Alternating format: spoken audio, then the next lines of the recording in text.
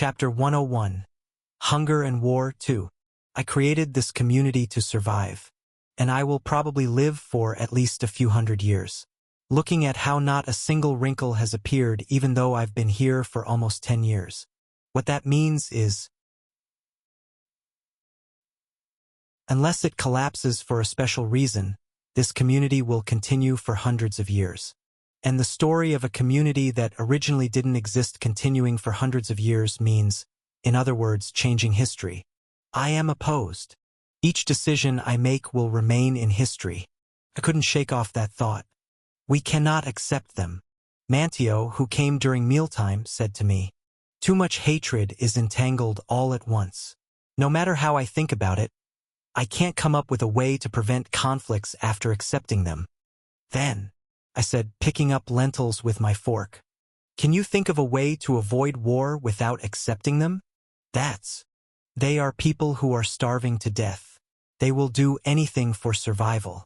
So, have you thought about what they might do if we don't accept them? Of course, Mantio, I believe you've thought about it well. Nevertheless, you thought it would be better not to accept them. But my opinion is different. Even if war breaks out. No. My thinking was narrow. Mantio bowed his head deeply as he said this. I knew well what Mantio was trying to say. Even if war breaks out, we can win. Yes, we can win. The opponent is just a coalition of various tribes who are starving and don't know how to use metals. Moreover, it's a defensive war. If we fortify some points and place cannons and muskets well, we can win easily. We can achieve an overwhelming victory. In other words, we can easily massacre starving refugees. That wasn't our option. After dinner, as I went outside, this time Hewitt approached me and hesitated. "Mr. Hewitt, why are you like that?" "I heard stories about the war waged by the Catawba and Tutelo tribes. I'm not sure if it's right to accept them. When I think about how they tortured and tormented the defeated." "Mr. Hewitt, at times like this, we must stay focused. I'm sorry. Remember, Oitoton tried to gather survivors from the Roanoke colony to plunder the Powhatan Confederation. Consider what would have happened if that plan had succeeded. We must make decisions for the community. Our emotions shouldn't dwell in just one place. Moreover, such conflicts, wars, and plundering between tribes have always existed. Even the residents near Croton have done so. If we start to judge rights and wrongs about this, it would be endless. Therefore, there was no justification for their complete expulsion.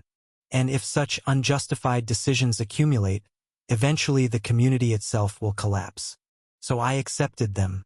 It had to be done for the Virginia community. Of course, my personal feelings were also heavily involved. Thank you. I truly thank you. The man with snake tattoos on both shoulders who is crying in front of me now was the great chief of the Catawba tribe. And behind him, refugees from the Catawba and Tutelo tribes pour in. Their numbers were roughly more than the number of our settlers. The number of newly arrived Algonquian natives pushed by them also well exceeded 10,000. The Algonquians glared at the Catawba and Tutelo refugees and growled, and also sang songs softly with mixed meanings of mockery and threat.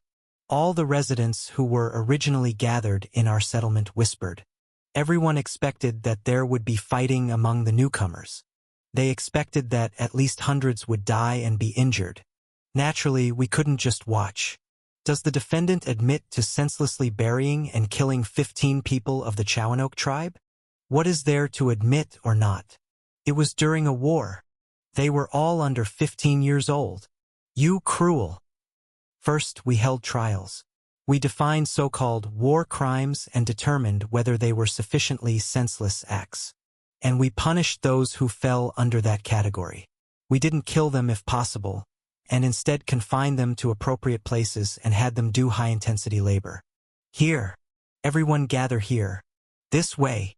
Next, we began the work of carefully placing the newly arrived residents.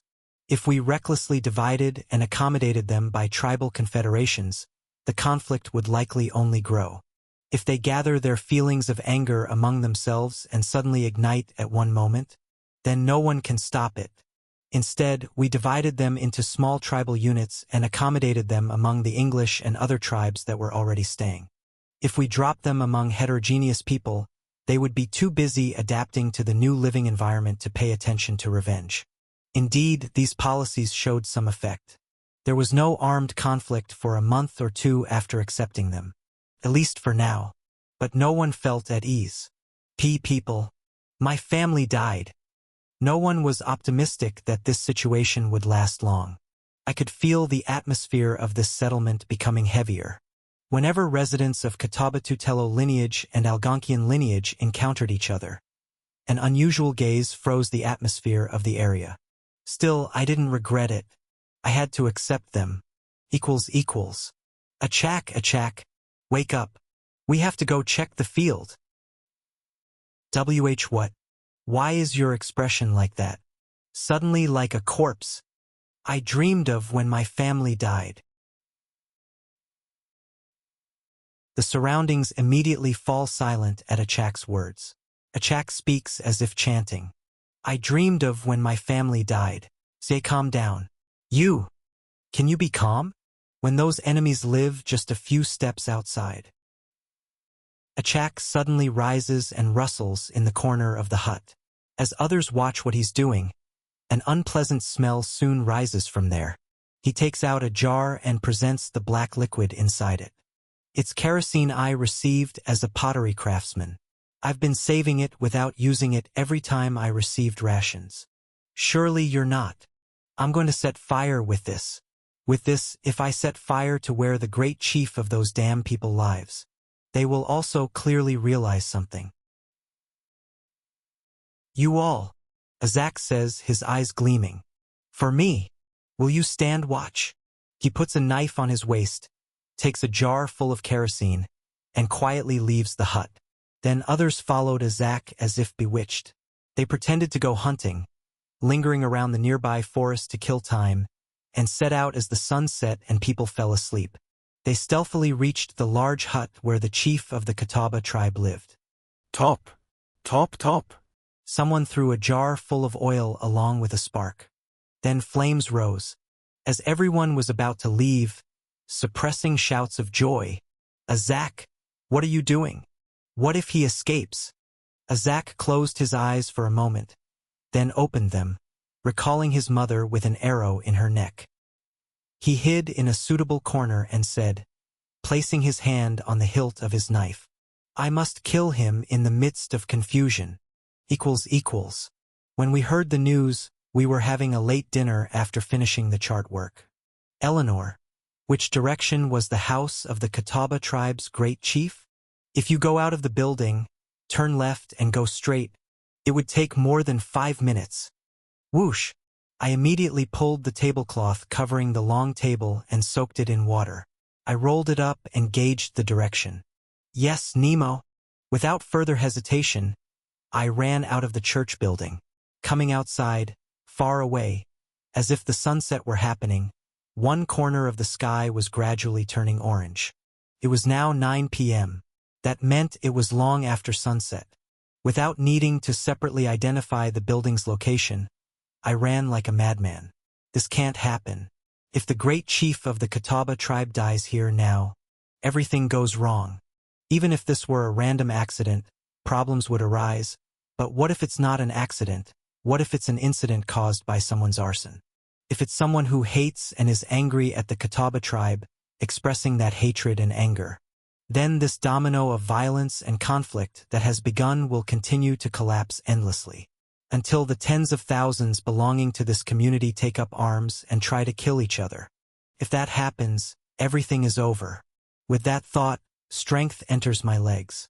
A voice passes through my mind that maybe I shouldn't have accepted them. Yes, maybe I shouldn't have accepted them. Immoral? Why would that be immoral? Haven't I already killed Spanish people with a chainsaw? This is war. If it's not even a war we started, why should I feel moral responsibility? If I had said I wouldn't accept them, everything would have been clean. Because they were the ones who attacked our allied tribes first. Because they are the villains.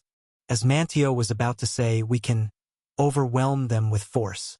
We can subdue those who use at most slingshots and stone axes as weapons with various gunpowder weapons and steel swords. That's still fine, because they attacked first. If they get scared and flee elsewhere, we'd be even more grateful that the troublesome problem is completely solved. We can live peacefully that way, after repelling all the bad guys, after abandoning all those who came to us for help. Just like that. This community originally started by distributing convenience food to 30 English people, because I unnecessarily gave food and drink to those who might kill me. What? Impossible. We cannot let those cruel ones into this land. That's right. They are devils. Devils, I say. Great Chief, please destroy them. Please kill them. Devils? They're villains, so it's okay to abandon them? Can I really get away with that? They just did it to survive? I recall the Catawba tribe's great chief crying and thanking me. I recall the Catawba people who arrived on this land, hugging me with tears. Are they all villains? In extreme situations, human nature is revealed, or when survival is threatened, a person's true self is revealed. I dislike such sayings. Humans face numerous moments in life, and numerous emotions and thoughts pass through them. There will be happy moments, depressing moments, and moments filled with anger. In all those moments, people reveal their own nature. Of course, sometimes people can be more cruel to others than anything else. If their own survival depends on it, and the survival of those dear to them depends on it. Can we say that the appearance at such times is a revelation of their nature? Is it really just to judge and stigmatize a person based on actions taken when pushed to the most extreme situations? I don't think so. We are not gods. We cannot determine someone's good and evil. Fire. Oh my goodness, fire. Instead of shouting, hurry up and carry water. Who hurry? Ha! Great Chief? Why are you here? No, you can't. You can't go in. Therefore, for us, for humans, there are more urgent things to do than distinguishing between good and evil and stigmatizing someone. Helping each other to the best of our abilities. And saving each other. Yes, this community was built that way. If we forget that fact, this community will collapse. Therefore, this was the best choice. As those who recognized my face shouted, Catawba people urgently began to grab me. I shook off their arms and entered into the flames. Pillars, walls, and the ceiling were burning. Within that, I inhale smoke and find a half-unconscious man with snake tattoos. He was the Great Chief. He had lost one leg. They say he lost his leg when he was defeated and driven out in a battle with the Muskogee tribe that invaded from the south. Ugh! Our Great Chief! Take my hand. Quick! I hurriedly strike away a burning heap of charcoal that was about to fall on his head. Instantly, the pain of flesh cooking devours my brain. Gruff! Who hurry? Why are you here? I covered his body with the water-soaked tablecloth and then supported him as I walked. Flames blocked the entrance, and sparks fell like rain above it. But I will go. Because the lives of countless people depend on my shoulders, I will go. I saved this community. Chapter 102. Hunger and War 3. Good heavens, Lord. Somehow, we must do something. The Great Chief went in. The Great Chief went in there. Bring water buckets. What? Just bring anything that can extinguish fire, whether water or sand. Achak's mind goes blank. This wasn't the plan. He never calculated this from the beginning. Isn't it absurd? That someone as important as the Great Chief would personally rush in to save such a person. Achak's hand gripping the knife at his waist trembles. Without realizing it, he had walked out from the alley and was looking at the burning house. As he turned his head with a dazed look, people were slowly approaching him. Yes, because if you're wandering around an arson scene carrying a knife, anyone would find it suspicious. He was so shocked that he forgot to hide. Are you the culprit? Baron Raleigh? What should we do? For now, confiscate his weapons first, take him away and detain him somewhere. Good heavens! What is this? No. What? I didn't know this would happen. I didn't know. Achak trembled. He still couldn't believe the scene he had just witnessed. Although he hadn't been here long, he knew. It's the great chief's leadership that guides and maintains this place. Without him, this community? What about the surviving members of his tribe? The scene that would unfold afterward vividly appeared in his mind. Achak wept at the tragedy before his eyes, his body trembling even as his arms were restrained. This isn't what I wanted. No, I didn't know the GR great chief would die like this. What? Did he die? Huh. At Raleigh's question, Achak makes a stupid sound. It was then. Crack. Turning his head, someone walks out from the burning, collapsing hut. Even though flames still flicker like the tongue of hell toward the sky. Even though it emits heat that seems like no one could survive inside. From within, someone walks out proudly. His face is contorted. His clothes have become worthless scraps that barely cover his body, and burns spiral around his body. And Achak sees those burns gradually subsiding like ripples on water. The marks on his body that were distorted, dented, and torn are disappearing one by one. The wounds heal instantly. No, beyond healing. Not even a scar remains. As if time had been rewound. Because, Achak's head convulses as it receives incomprehensible information. It was difficult to distinguish whether this was a hallucination created by an extreme state of excitement or something he was actually seeing. A man walking out of the flames. The ends of his hair flare up in the flames and then subside again. The heat of the fire still emanates from his entire body. But he stands before everyone literally without a single hair harmed.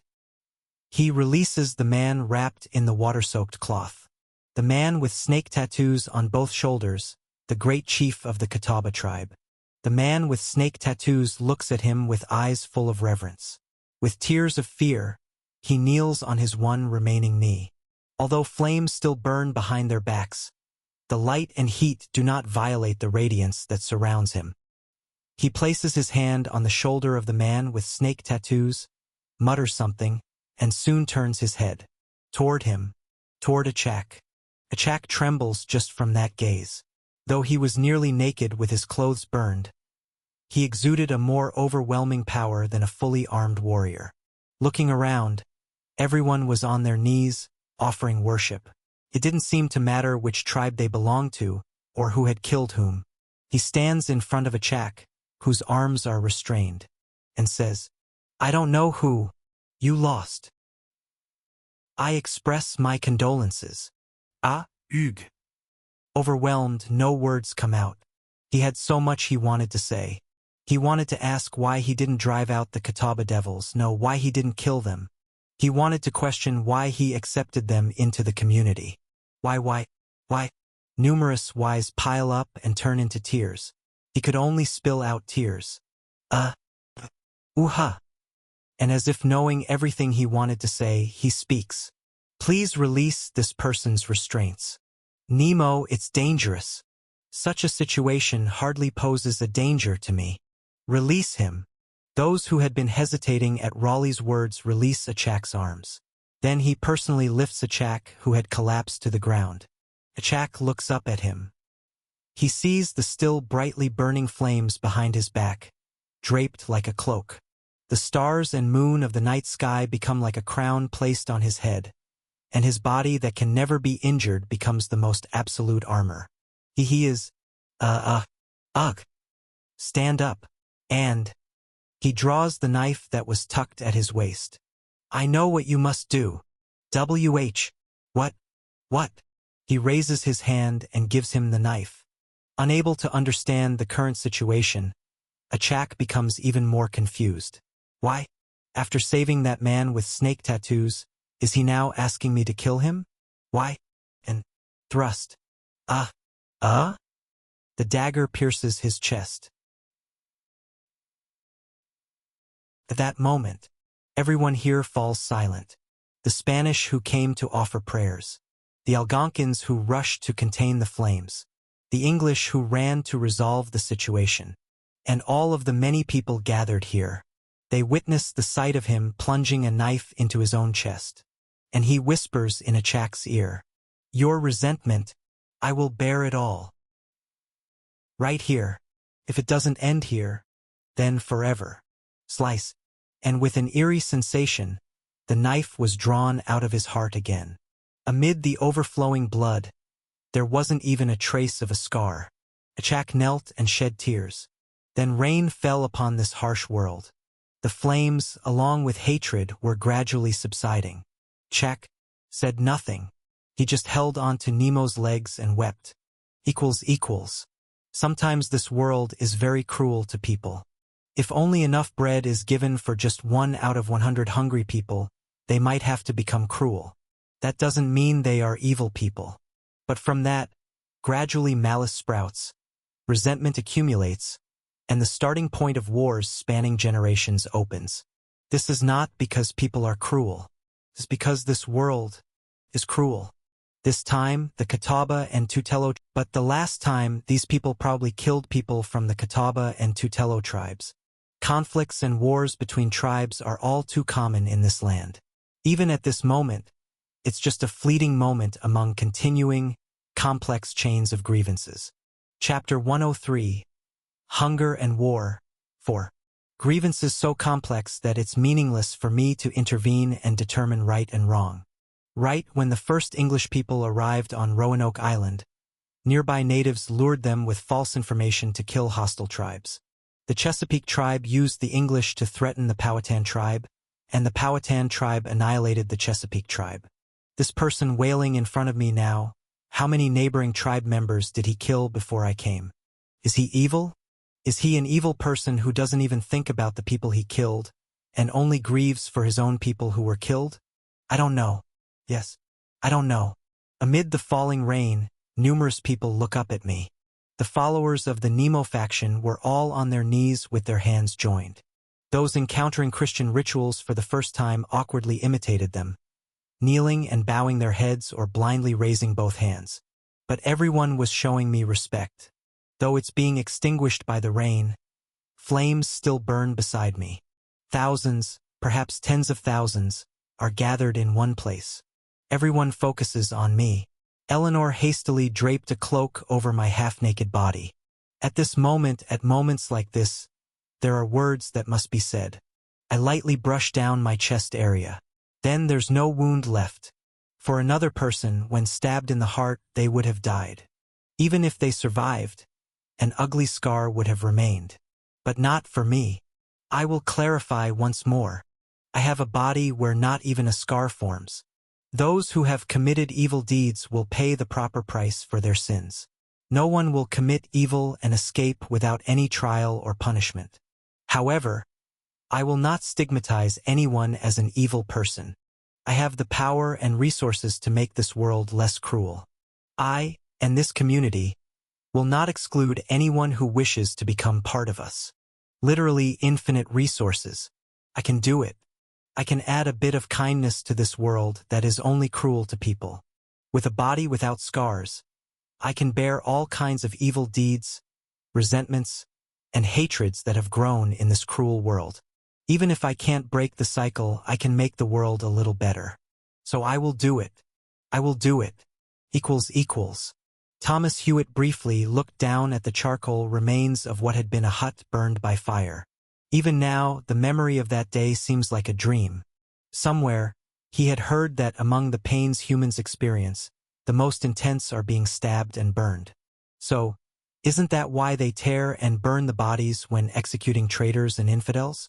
And he experienced all of that, just to save people, just for this community. Oh Lord! He recalls when he first met him.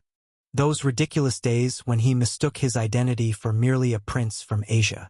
He thought there would be no greater grace than being revived from the brink of death. Of course, that's not to say the grace received during those days was small. He gave them food. He gave them shelter.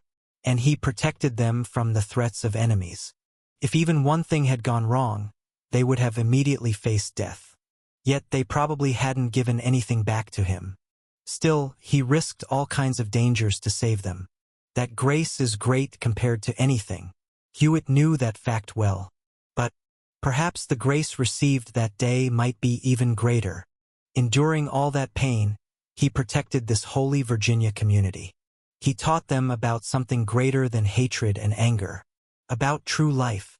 Hewitt turned away from the burnt remains, then walked toward the church where he would be. It was a path from the dreamlike moment back to reality. With a sigh, Hewitt recalls the bitter facts. The kind of thing that happens in stories for children, where all hatred is washed away as if by magic, did not occur. All the arsonists from that day surrendered themselves. They were sentenced to appropriate labor, and all of them were sent to work in the phosphate mines in the South. Some people caused a disturbance in opposition to this fact.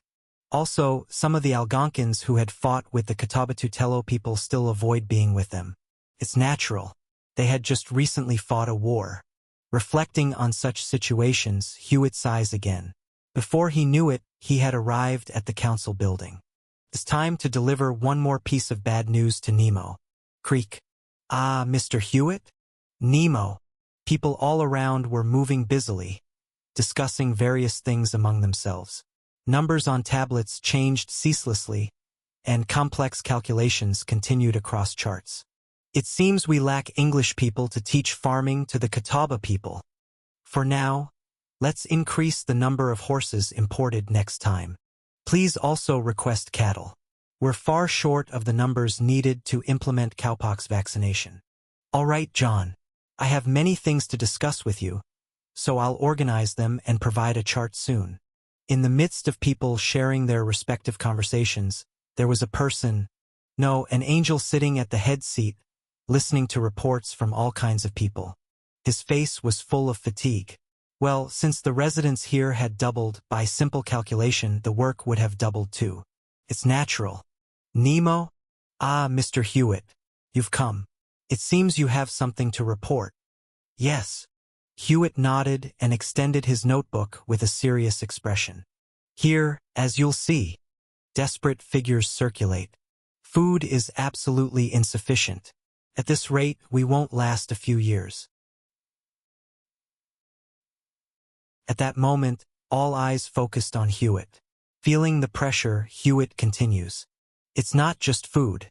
Unless we drastically reduce the amount of resources originally distributed to people, we can't maintain this population. I understand.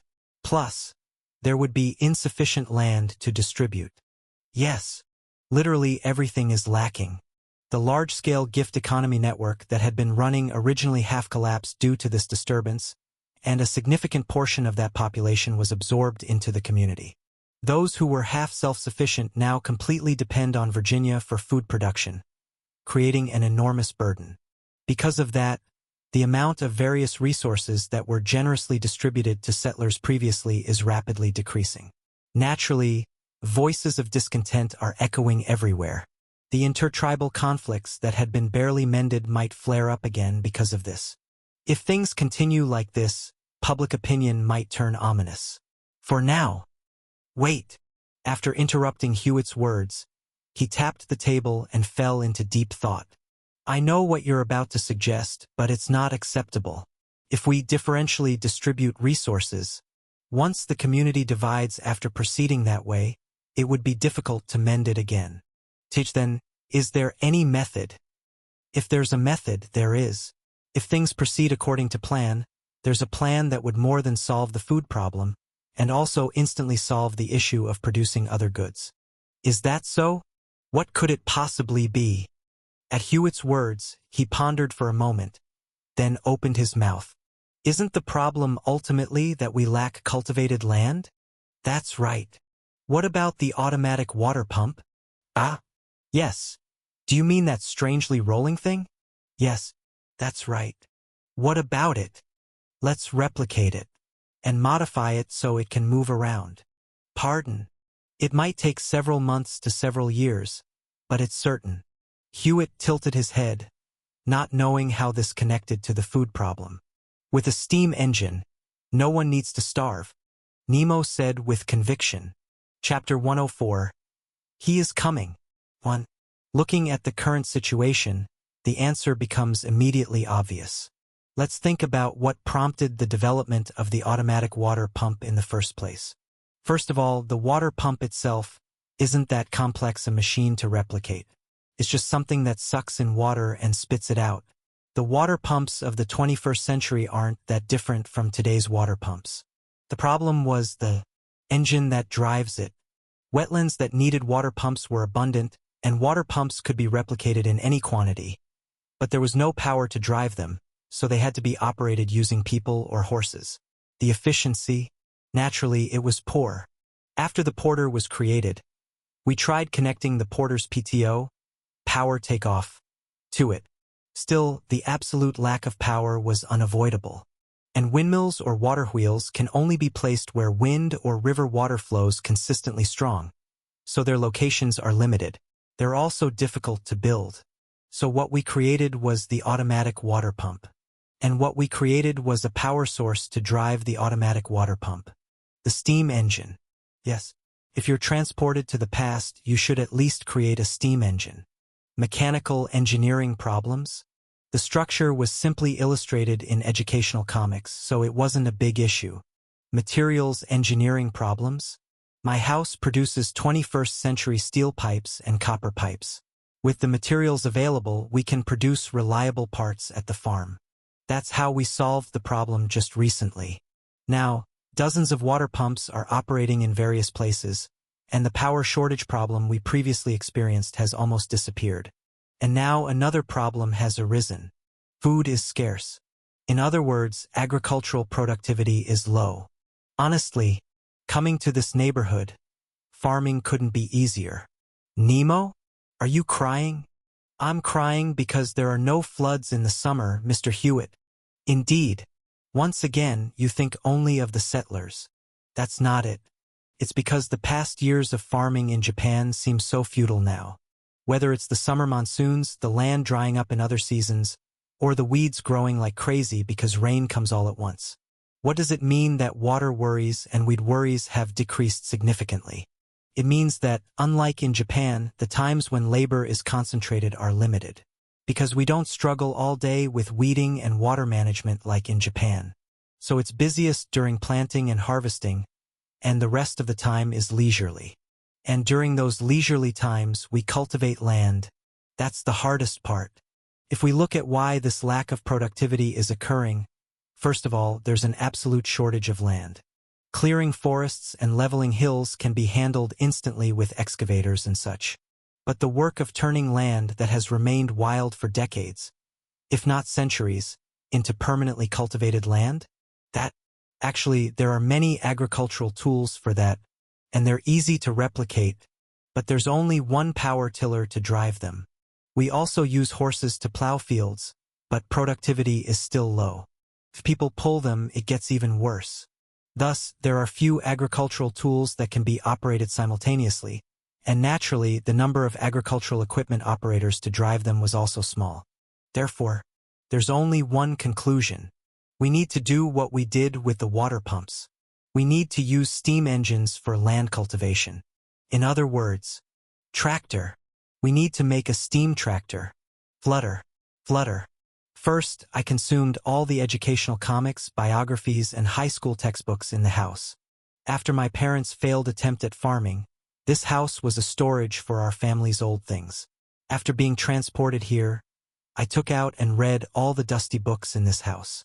Thummy and Squeaky and all sorts of doctors, who travel everywhere with children as if they have too much time on their hands, became my guides. Doctor, what's that?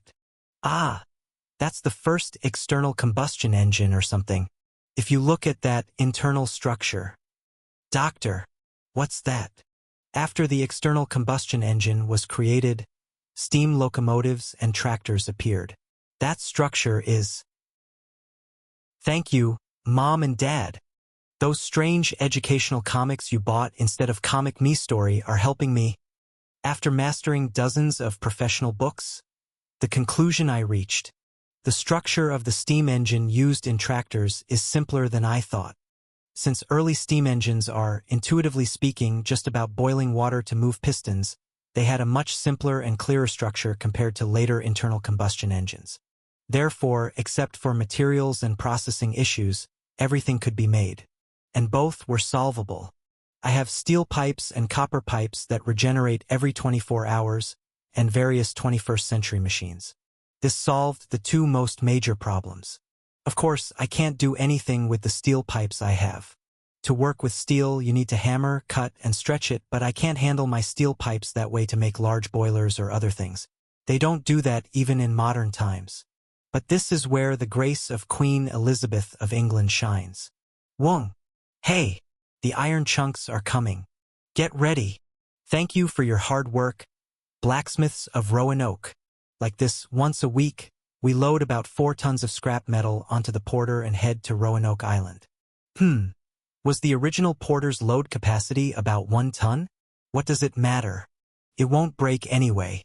As those scraps return transformed into various large parts, the metal workers on our island immediately grind their surfaces smooth with lathes and attempt to produce precision parts to match those dimensions. With 16th century technology, producing precision parts? Of course, it's difficult. But there was a reason we could be free from processing problems. We had grinders. With rotating grinders, we could modify them to create similar lathes. After making various precision parts by cutting pipes with these makeshift lathes, we connect them to large parts made from castings. After assembling them with rivets as suggested by the craftsman according to the blueprint, we spray lubricant on the joints, and finally, with the mindset that the whole universe will help if you earnestly wish, when we finish praying, thud, thudoo-da-dud, screech, screech screech. It works. It works. As the steam engine operates, the wheels connected to it begin to slowly move forward with a creaking sound. It's still a prototype, so it can't change direction or do anything else, but this is just the beginning. What can we do with that now? When someone whispered in astonishment into the air, I wanted to answer. We can do anything. Literally anything. After giving the craftsman various materials and encouragement to continue developing the prototype, I returned to what I was originally doing. Nemo, will that really solve the problem of insufficient cultivated land? Yes, definitely. I nodded and said to Hewitt's words, we'll need to pay attention to the Florida issue from time to time, but for now, this issue is more important. External enemies are far away, but internal dangers can bring down our community in an instant. Of course, we'll need to pay attention to external issues from time to time. Having forgotten for a while due to the refugee-related problems, we were at war. A war to drive out the Florida colony, a war to drive out slavery. It's not an issue directly related to our community's survival, nor one that needs to be addressed urgently, but it's still important. Chapter 105. He is coming. 2. Walter, are you still in contact with various organizations inside? With that in mind, I casually requested an interim report. Yes, we are. I tilted my head at Raleigh's curious answer. What's the matter? Oh, it's nothing special. It's just that through the organizations in Florida, I've heard some interesting rumors. Thanks to that, more people seem to be joining our organization. Interesting rumors? I listened to Raleigh's words. There's a strange legend circulating. January 1598. The northern edge of the Florida colony. Over the past decade or so, colonies that had been abandoned and neglected since Francis Drake's invasion were being rebuilt one by one. Among them, mission headquarters and military bases were reestablished, and plantations were built under the hands of black slaves and the whips of Spanish masters. Spanish colonists from Spain, or other colonies like Mexico, planted tobacco, sugarcane, and cotton in this land. All were profitable export crops. For such vast cultivated lands, labor was needed. Spanish colonists, filled with expectations of becoming lords of the New World, naturally did not engage in such rough labor. It was the slaves, who made up more than 80% of the colony's population, who cultivated these vast fields. They defended the colony from hundreds and thousands of attacking Native Americans. They took charge of cultivating the cash crops of this colony. Crash! And they couldn't even lick the crumbs of wealth coming from this colony. When the master swings a whip made of cowhide and strikes the ground, an eerie sound echoes. Hearing that sound, several slaves tremble and look down at the ground. Then the master, as if finding it ridiculous, lashes the whip at a fence post standing nearby. More precisely at gasp, cough, ugh. I can't understand your hearts full of anger toward a slave tied there, bleeding and dying. Crash. I've sacrificed so much for you all. Crash. Didn't I read the Bible to you every day? Unlike other masters, didn't I let you sleep on proper beds instead of on straw? Crash. But why did you do it? The slave tied to the post collapsed face down, struggling even to breathe. All over his nearly naked body were reddened wounds. Servants, be subject to your masters with all fear, not only to the good and gentle, but also to the froward. 1 Peter 2 verse 18. I often read this passage to you all. I might be a bit difficult. You might think it's too harsh to whip a slave just for having a small gathering. But what can I do? As the master swings the whip, the slaves who are struck cower in fear. I am your master. There are 23 slaves gathered here. The master's family consists of only 5 or 6 people. At a glance, it seems like the slaves could overpower them, but just a short walk away are soldiers from the Spanish colonial authorities. There have already been many incidents where slaves killed their masters, only for those slaves to be massacred in turn. After such events repeated several times, no one even dreamed of rebellion. Crash, crash. So no one could risk themselves for a dying comrade. His crime was organizing a prayer meeting. Satan worship. Satan worship. Indeed, you infidels don't listen without physical pain. The master's seemingly kind eyes become bloodshot. As he licks his dry lips with his tongue, his mouth glows red as if stained with blood. Oh, Lord! Lord! Why have you entrusted me with such a difficult task of civilization? I have never done Satan worship. I only organized a prayer meeting, reciting a few Bible verses. Then recite them. I said, recite those Bible verses you claim to have memorized. Don't seek a reason when one person saves another. That is the Lord's sorrow. At this, the master's hand hesitates. It's an unfamiliar verse.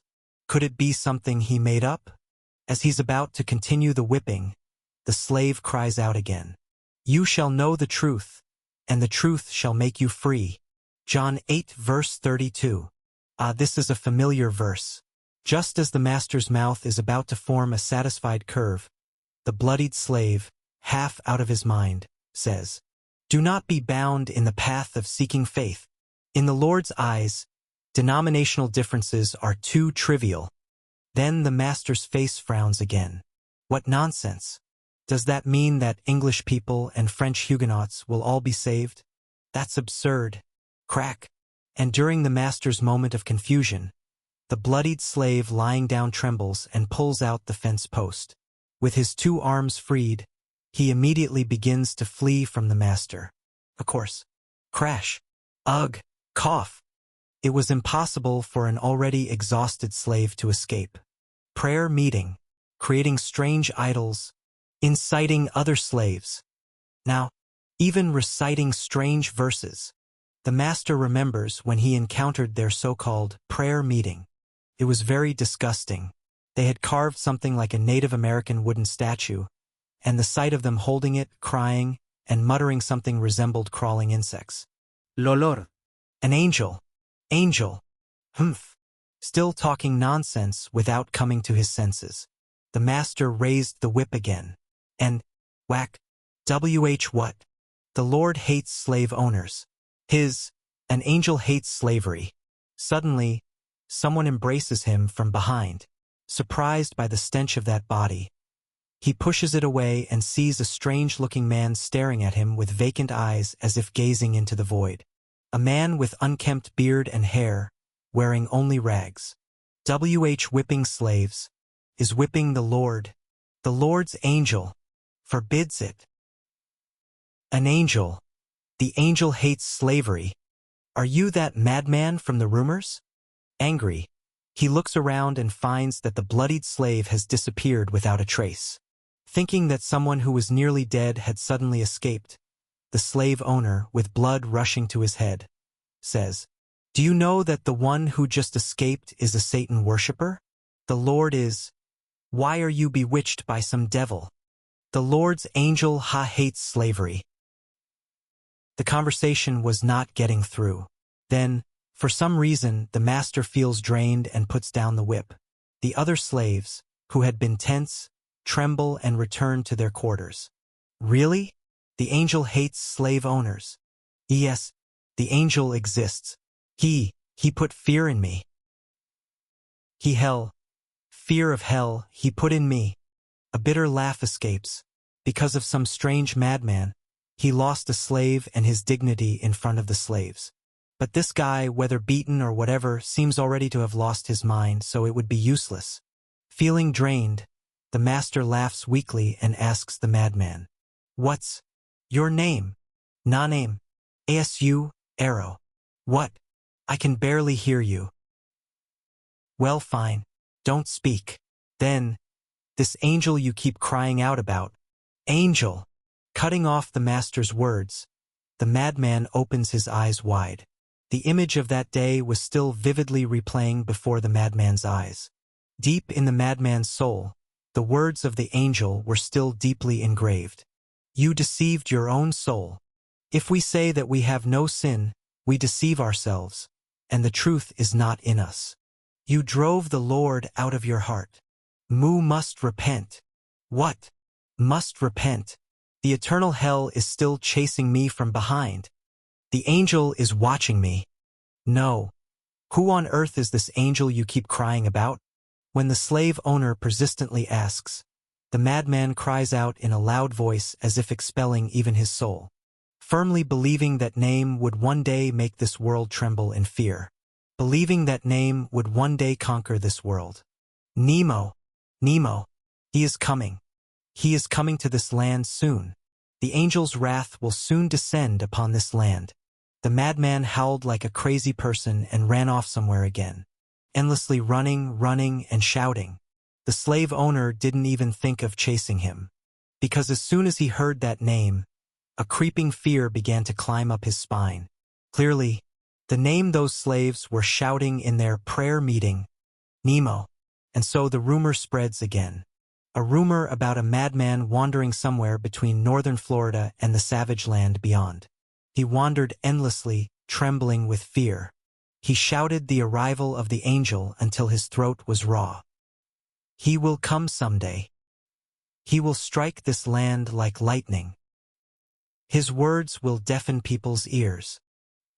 His appearance will blind people's eyes. So he shouted. He could be called, so to speak, the Wandering Spaniard. Chapter 106. He is coming. 3. Cheek. Cheek. Uhu. Nenemo? Is it supposed to move like this? Chick. Chick. Chick. Chick. Chick. Aha. Whoa. It's moving. It's really moving. They say when the first steam-powered car appeared, people were terrified and ran away. But our settlers have experienced monstrous-sized excavators and hijet and porter trucks that moved at speeds incomparable to the first steam automobiles. They merely clapped their hands and rejoiced, except for Oitoten, who was directly riding on it. And especially the craftsmen were displaying their emotions of gratitude with tears in their eyes. Of course, that's natural. The cars I've been riding around in must have seemed like something belonging to the heavenly realm, but now they've created something similar with their own hands. That feeling must be incredible. To exaggerate a bit, perhaps it's similar to how people felt when humans first went into space and landed on the moon. Nanimo, we really did it. Good heavens, to recreate the power of heaven with human hands. Oh my goodness! Everyone came to me with happy faces, throwing a word or two my way, so I also threw back some encouraging words to celebrate this monumental moment. A portable steam engine created by adding various devices to an existing steam engine. Although it's a result slathered with 21st century resource cheats, this will go down in history. Most of the technological development process consists of unnecessary trial and error. That's natural since we're fumbling into unexplored territory. It's like the process of evolution. Numerous random mutations occur, and only a few survive. The species that survive evolution aren't necessarily the most flamboyant, the strongest, or the largest. The evolution of organisms and technology isn't like Pokémon or Digimon evolution. What's most suitable for the situation survives well, or what rides various coincidences well. Originally, the technological development schema of history didn't match us. We didn't need looms and spinning machines, railways, and steam locomotives. The existing development schema is a reflection of what people needed in existing history. That's why I didn't follow that schema. I first presented a tractor that was most suitable for us. Of course, since this is the result of direct intervention by me, a person from the future, it's a bit off to talk about evolution, but this technology will likely survive and develop as long as the nature of this community doesn't change. We really did it. Watching the test run today, I feel renewed. Who is it? It's White. Mr. White. No. I wanted to give you a ride as the first agricultural equipment operator. Not at all. Ha. I'm now too old to even think about riding such a thing. What's this? He's looking around hesitantly as if he has something to say. I quietly pulled him to a corner and nodded, signaling him to speak his mind. Then White whispered in my ear. I heard that you'll be farming with that. Yes, that thing is called a tractor, right? To exaggerate a bit, a tractor is the root, flower, alpha, and omega of modern agriculture. Isn't there a saying that farming without a tractor is terribly difficult, though I was an exception as I practiced facility farming, and practically impossible? That tractor is not just something used to load and carry things like my hijet. It's closer to a porter, but even the porter has limited uses. The porter at least has a PTO, power takeoff, that allows the engine's power to be used elsewhere. But as the porter is not fundamentally an agricultural machine, it has structural limitations. You can't plow a field with a porter, after all. But you can with a tractor. Some ignorant city folk think a tractor is just a noisy, rumbling car. But calling a tractor just a noisy car is like calling a smartphone just a phone that breaks easily. Just as a smartphone can be used for gaming as an exercise aid, for listening to music, watching movies, or social networking depending on which apps you install, the same applies to tractors. A tractor also changes completely depending on what implement is attached to it. If you attach a plow, you can overturn hard soil. If you attach a rotary, you can break up the clumps of soil left after plowing. With a seeder, there's no need for manual seeding, and with a harvester, crop harvesting becomes much simpler. In other words, it can handle almost all farming operations. Of course, the first steam tractors probably didn't have such power takeoff shafts, but we added an axle that could hold belts to connect with implements at the rear or front via belts. Yes, this tractor is far superior to the first tractor that would have appeared in the 18th century. Yes, this tractor is a mechanical god that has appeared in the 16th century agricultural world. You can probably do everything you imagine with a tractor, if you design the implements to connect to that shaft well, that is. And naturally, I'm familiar with the structure of simple tractor implements. Of course, although this steam tractor might be toy-like compared to 21st century tractors with dozens of horsepower, it's a tremendous innovation right now. So I proudly explained the above contents to White. Do people of this era not know yet? That right there is a tractor. With just that, farming becomes easy. And with a meaningful gaze, I nodded while looking back at my steam tractor. Since we couldn't make rubber tires suitable for wheels with increased surface area to prevent getting stuck in mud. For now, we attached anti-vibration rubber plates cut to fit the large wheels to increase friction and absorb shock. The mechanical devices covered with rain shields continuously make chick-chick sounds as they move, and pipes entangled all around transmit the powerful pressure from the cylindrical steam boiler to each component. The power unit, placed outside for easy maintenance, continuously moves pistons and gears, making it look like a squirming, living metal organism. What do you think? And then, expecting a reaction like, "What? I've never heard of such a thing. Can he say you're amazing?" I stood there proudly. "Well, I already know about those aspects from when you explained them last time I asked." "Is that so?" My pride deflated at the less enthusiastic reaction than expected.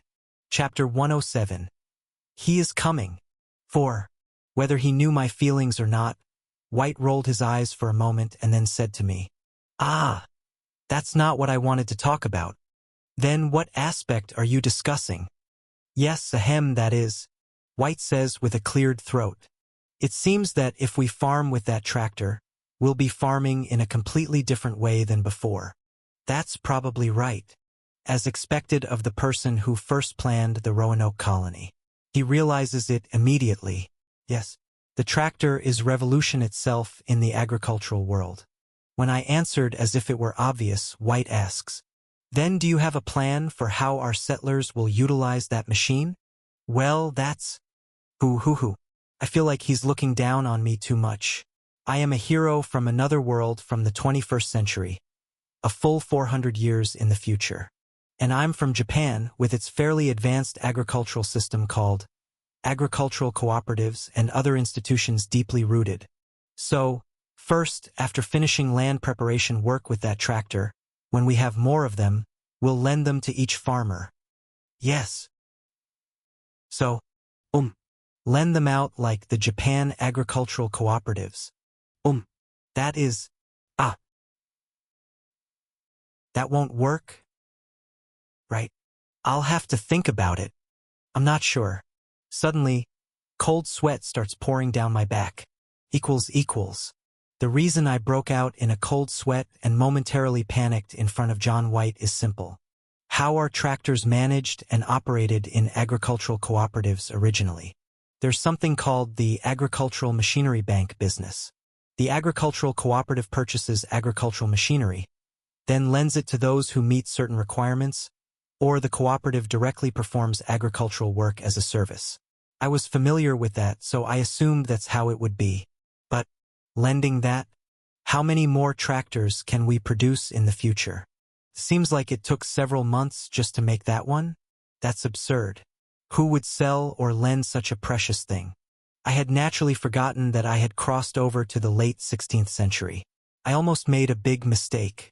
Plus, the second factor, the area of land. What was the reason we developed a tractor in the first place?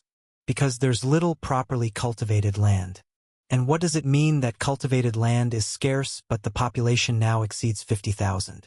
In other words, the cultivated land per person is very, very small. And tractors are agricultural machines used to cultivate very, very large areas. Why didn't I think of this? It seems that the habits of living in the comfortable environment of 21st century rural areas are still attached to my body even after about 10 years. Get a grip. You are now a person of the 16th century, not the 21st. No, not a person but an angel. Anyway, in the 16th century, especially in a settlement surrounded by undeveloped land, it makes no sense for individuals to operate tractors. That's not the only problem. How can you do anything with tractors when there are few people who can drive them in the first place? A serious third problem the more I think about it. Our settlement wasn't just short on power. We also lacked people to handle that power. In our current settlement, if we count only people who can properly farm wheat, barley, and potatoes, the number drops to just a few thousand. Considering that the settlement's population now exceeds 50,000, that's woefully insufficient. And among them, how many people can properly lead horses and plow? Even fewer. So while our settlement has vast land, only a few people farm properly, and most people just awkwardly follow the former. That's why the already inadequate power feels even more inadequate. Because they can't even properly lead horses, let alone the tractors of the 21st and 19th centuries. In a settlement where most people can't even lead horses around, how many people can properly operate and move a steam tractor? I just realized it seems like only me for now. Oh, this won't work. Not only is cultivated land lacking, but the power to expand that cultivated land is insufficient, and the manpower to operate that power to expand the cultivated land is also insufficient. Moreover, for tractors to pass over and farm on small, divided personal cultivated lands, we need to operate agriculture in a different way than before. Why do problems keep coming out linked like Vienna sausages? I pondered, holding my head in my hands in an empty room. Since all kinds of trial and error were experienced with the first steam tractor, naturally, the second one will come out in a shorter time than before. Needless to say for the third and fourth. Within that time, we need to solve the problem somehow. Anyway, there are already people who handle similar items like power tillers and other agricultural machinery. Agricultural equipment operators. Farming is like that too. It's different now because the cultivated land has become too wide and the number of residents has reached tens of thousands. But it wasn't originally like this. Originally, didn't I just push through a large area with a power tiller once? And then people would sow seeds and do various things on top of it? Yes. Just think of it as an expanded version of that. Let's not look too far ahead. Only one basic tractor has just emerged. It's still a long way to go before we can supply such tractors and implements that can replace most agricultural operations and can be called the essence of modern agriculture. It took several months to produce this one tractor, like producing a warship. And that was a feat achieved only after dozens or hundreds of people directly and indirectly worked on it. It will take several more months for the second and third tractors to emerge. We need to quickly expand the number of agricultural equipment operators and focus on operating the current resources as efficiently as possible. That tractor will initially be used intensively to increase the area of cultivated land. Since our settlement's problem was that we couldn't cultivate all the land that the excavator quickly cleared, there's still a lot of time left before the problems I just thought of emerge. For now, we focus on increasing cultivated land. Chapter 108. Do not be afraid. 1. Timber coming down. I cut through trees with a chainsaw while others chop with axes or move around clearing away logs. See, can I pass through? It's fine. Everyone keep your distance. After a while, as people step back, Oytoten slowly starts the steam tractor. Since it's a steam engine, it takes quite a while to start. Boom, boom, boom. But after waiting patiently, the tractor finally moves with a thunderous sound. As it tears up the ground where tree roots are tangled, completely plowing the earth. Nearby workers cheer at the impressive operation before heading off to chop down more trees elsewhere. It was an ordinary evening. I approached Oytoten, who was struggling to change direction, and asked, "How's the performance of the newly made attachment?" "It's fine. The plow blade seems to be working well." "Good. This is already our second tractor, and the performance isn't bad.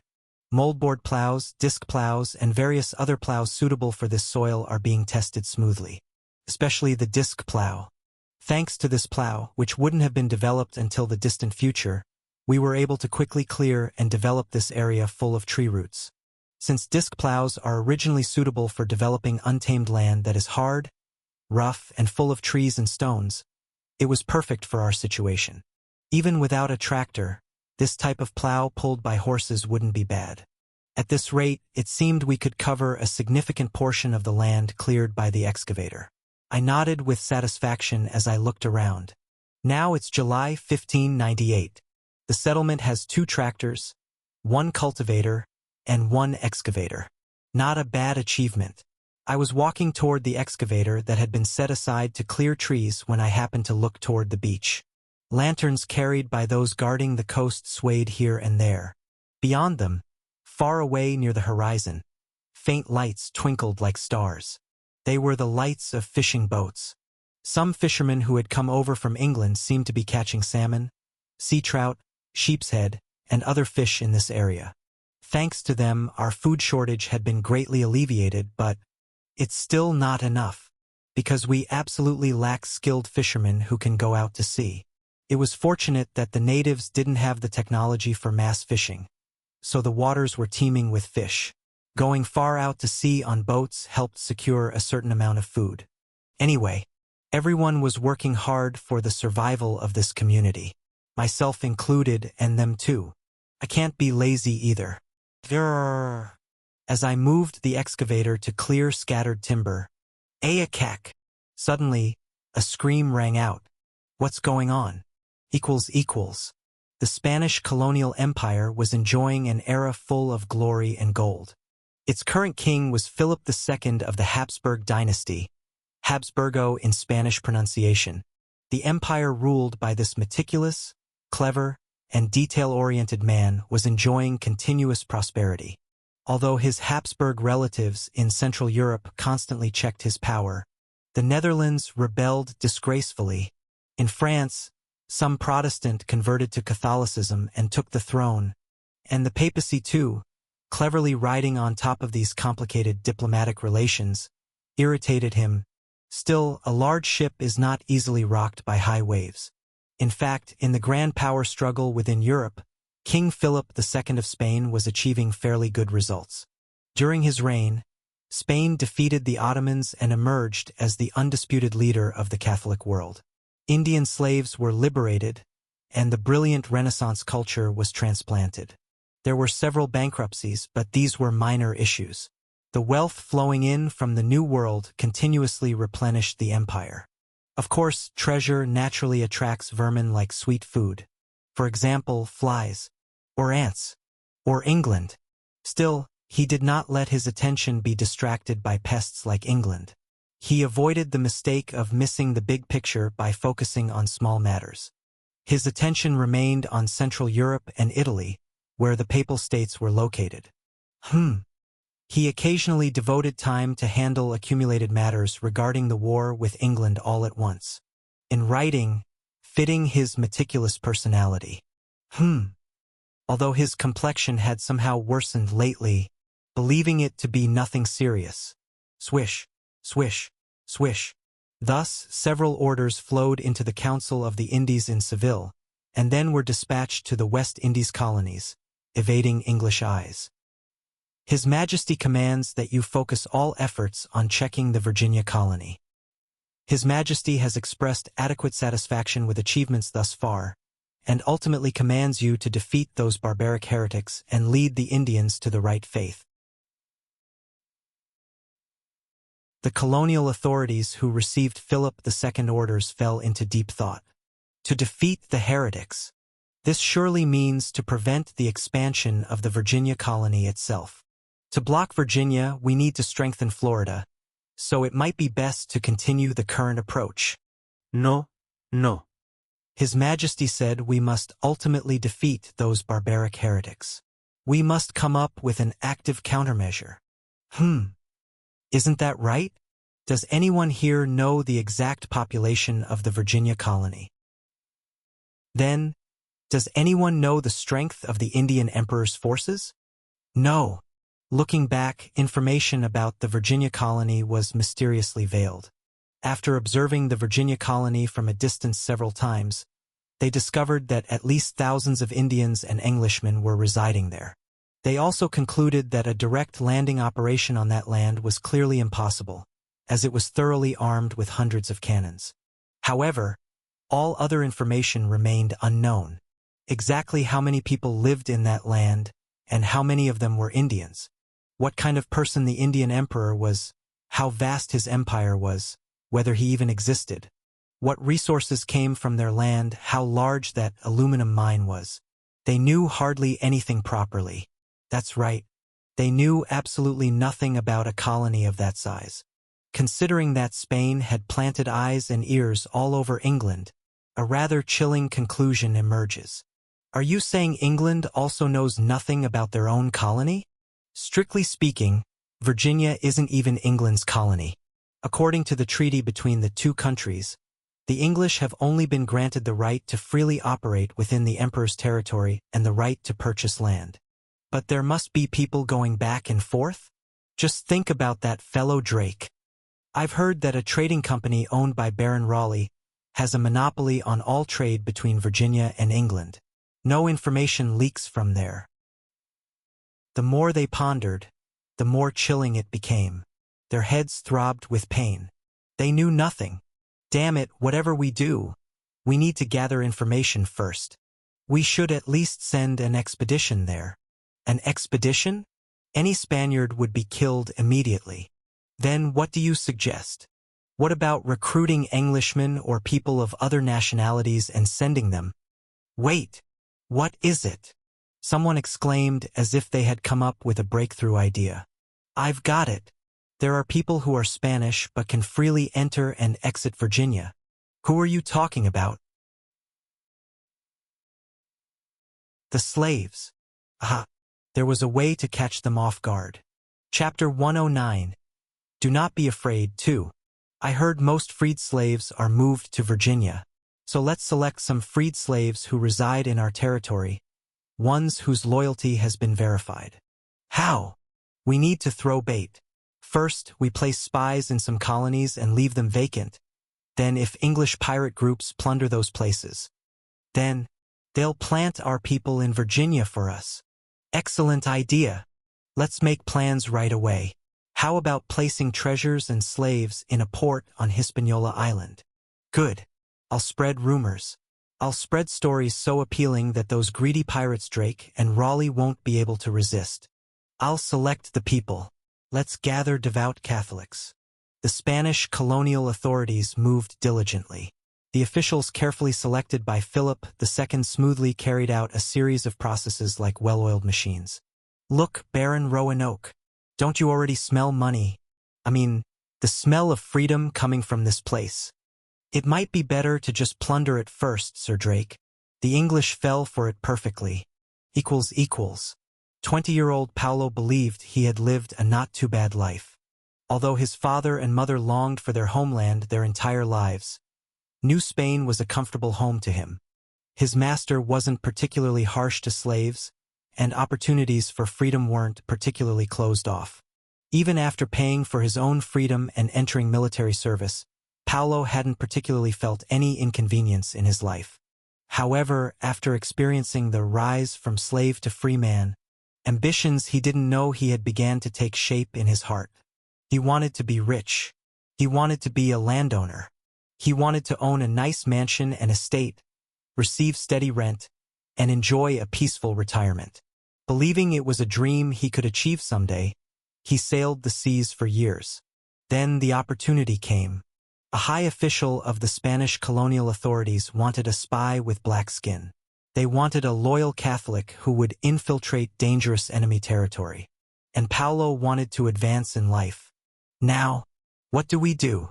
We're already on an English ship. It's too late to be discovered. Shoo! Now Paulo sees a dozen or so fellow spies before his eyes. Those who were liberated by the English army after waiting together in Hispaniola. Somehow, Paulo, at 27 years old with the longest military experience, became something like the leader here. Just stay quiet and don't try to probe anything. And don't forget to gather at the shore at the appointed time later. Ah, understood. After giving appropriate advice to the rookies, he waited leisurely. Despite being in the midst of enemies, he felt no tension. The treatment aboard ship was decent enough to confirm whether it was true that the English freed slaves without compensation. Sir Drake, here's your towel. Ha ha ha. Always grateful. Not at all. For a benefactor, this is nothing. Benefactor? I only did what any Christian should do. I've always deeply abhorred slavery. Moreover, by subtly ingratiating himself, he was able to get close to Drake and develop quite an intimate relationship. Virginia, I've only heard rumors. I wonder how many people live there. Well, I don't know either. Of course, meeting Sir Drake is truly a heavenly fortune. Thank the Lord. It's thanks to him that you've escaped from Spain's cruel rule. Of course, by the way, how compassionate the Indian emperor must be to embrace slaves like us without reason. Shoo! Don't casually mention him at sea. Pardon. Sir Drake was a more thorough man than expected. While appearing to have let his guard down, he didn't reveal any information about Virginia. As expected, a fearsome man. Anyway, as time passed on the ship, land ho! It's Virginia. Finally, they arrived at the long-awaited Virginia. Hell yeah! Finally! It's aluminum time. As always, the sailors who had completed a tiring voyage shouted joyful exclamations. Finally! Paulo smiled with satisfaction. Sir Drake was a key figure in the English Navy. Having built rapport with him, now he could follow him deep into Virginia, and perhaps even meet the Indian Emperor. Now, all freed Africans, board here. Sir Drake, aren't you coming too? I am not going. The mystery of the sea is... No, it's nothing. What's this? He said he's not coming, and then muttered something quietly at the end. Maybe he'll come later? For now, Paulo disembarked at the port with his companions. When he looked back, the ship was leaving. What is this? Now, everyone follow me. I'll guide you to the lodgings where you'll all stay. Still in a daze, they followed an Englishwoman. Right. Now he was a free man here, so once they reached the lodgings, he could gather information without being controlled by anyone. Finally, your name? Paulo. Paulo Ramirez. Good. Smile. Click. Oh, it's nothing special, just recording your face, address, name, age, and various other information, for easier management later. Am I already caught? Now, you can go back to your lodgings. Everyone here chose to live in Virginia instead of going to Liberia, right? Or not. Anyway, so he returned to his lodgings, but when evening came, he slipped away and headed toward the shore. Somehow, looking for a good place to escape from here, he made eye contact with someone holding a lantern. It was clearly a Spaniard with curly hair. The stranger asked in Spanish, "What are you doing here?" No, just taking a walk." Be careful. Walking alone on the shore without a lantern. You might be suspected of being a Spanish spy." "What?" "Everyone is trying to protect him. No one can set foot on this shore, whether Spanish, English, French, or anyone." "English too? Isn't this English territory?" The question popped out in surprise. The man, looking slightly flustered, soon smiled and said, You're a newcomer." "Yes. You might not have seen him yet. You still don't know anything. No one who enters this settlement can leave again, unless they've proven their faith. If you're alone, you'll be suspected. So since we've met, let's walk together." I'm Vicente González. Paulo Ramirez. Pleased to meet you. Thud, thud, thud. We. Boom, boom, boom, boom. What is that? Calm down. It's nothing. Tea there. Tea trees are falling. It's nothing. It's everyday life here. Since you might ask, that was just him passing by. Excuse me? Who is him? Suddenly, a strange excitement appears on Vicente's face. He speaks as if dreaming. Our eternal leader. Vicente's eyes lose focus. Silence. After a long, eerie silence, what broke it was rumble. Another thunderous sound. Rumble, rumble. What is this? A bizarre silhouette appears in the growing darkness. Far away. Something like a giant arm rises toward the sky. It lifts massive trees. Lord. My goodness, what is that? Do not be afraid. Ugh. What do you mean don't be afraid? To there, a giant arm is. With still unfocused eyes, Vicente turns to him and smiles. It's his arm. What is this place? I'm scared. Chapter 110. Internal 1. Early November 1598. The end of autumn is approaching. As the weather gets colder, fishing conditions worsen and the sea becomes dangerous. Fishermen finish their sailing for the year and rest at home. They probably won't go out on their boats until around February next year. Instead, ships loaded with Shine Muscat and various grapes set sail for England. The cold late autumn sea is both an environment conducive to freezing people to death and good for maintaining the freshness of fruit. At the same time, it was also the end of the season for sowing crops that would grow throughout winter. With the medieval three-field system still in place, wheat and rye sowing was ending in some places while barley and lentil harvests were finishing in others. 1/3 of the land lies fallow. If my fertilizer had truly been unlimited, I could have eliminated such fallow fields, but even if I spread fertilizer everywhere, even reducing grape farming, the amount was woefully insufficient. I'm starting to feel the limits of what can be accomplished with resource cheats. If it's like this with a population of around 50,000, what will happen when the population grows to 500,000 or 5 million? Well, that could be considered the distant future, but it took just 10 years for our community to grow from only about 30 people to this size. Later on. Anyway, now that it's a relatively leisurely season, I find myself lost in idle thoughts. Of course, by leisurely, I mean compared to September and October when I had to worry about grape farming in various areas, clearing undeveloped land, and various other issues. I'm still busy. Testing new plows and rotaries for tractors. Rotary is equipment mainly used to break up and level clumped soil after plowing. Nemo. Look, I have once again rescued Moorish slaves from Spanish oppression and tyranny. Well done, Lord Drake. Drake is anxiously dealing with blocked routes near Florida and just acting crazy by recklessly engaging with the Spanish fleet. Along with that, we're also preparing homes for the liberated slaves. Before we knew it, the food problem was gradually improving. The cycle for manufacturing tractors is also getting shorter. The food issue was now somewhat resolved. However, food was just one part of our problems. Just one part of the chain of problems that arose since we started accepting large-scale refugees. No, let's look at the bigger picture. What caused these large-scale refugees in the first place? Why are we accepting liberated slaves? The fundamental reason why we're struggling to support the growing population and somehow stabilize the suddenly unstable community atmosphere. It's Spain. As I've read several times in the catalog, England is just one of Spain's many enemies. They are facing countless enemies in France, the Netherlands, the Mediterranean, Italy, and disturbances in the colonies are just part of the fronts they're dealing with. Later on, Britain will dominate the world and its descendant, America, will rule the world, so they do their best to embellish the history of this period. But the essence doesn't change. Spain is the world's strongest country, and England is still on the periphery. England defeated the Spanish Armada at the Battle of Calais?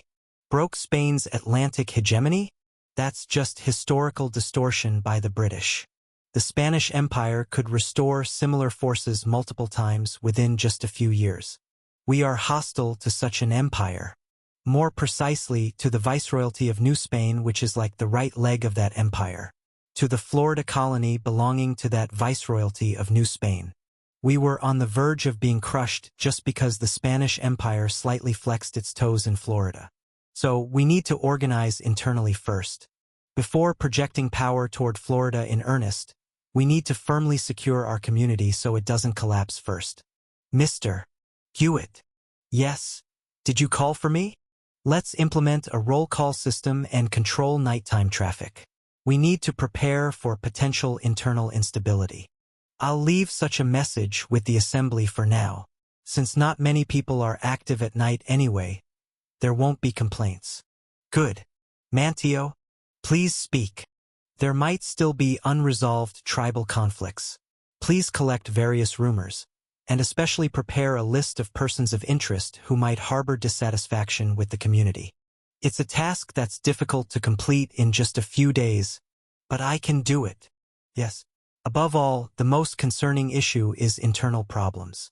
More than anything else, many of our community members are intertwined in relationships of gratitude and resentment, so if we don't properly control that, problems might arise. We loosely control unexpected possibilities and eliminate any potential risk factors. And in addition to that, Manteo, and there's one more thing. What is it? Please thoroughly monitor the liberated Africans. There might be spies among them. Of course. Walter. Yes, Nemo.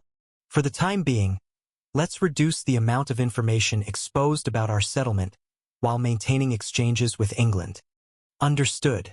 What do you think about planting some false information appropriately? That's a good idea. We don't neglect surveillance against external threats either. We eliminate even the slightest possibility of Spanish people learning about us and infiltrating us. Finally, Eleanor. Yes, I'm here.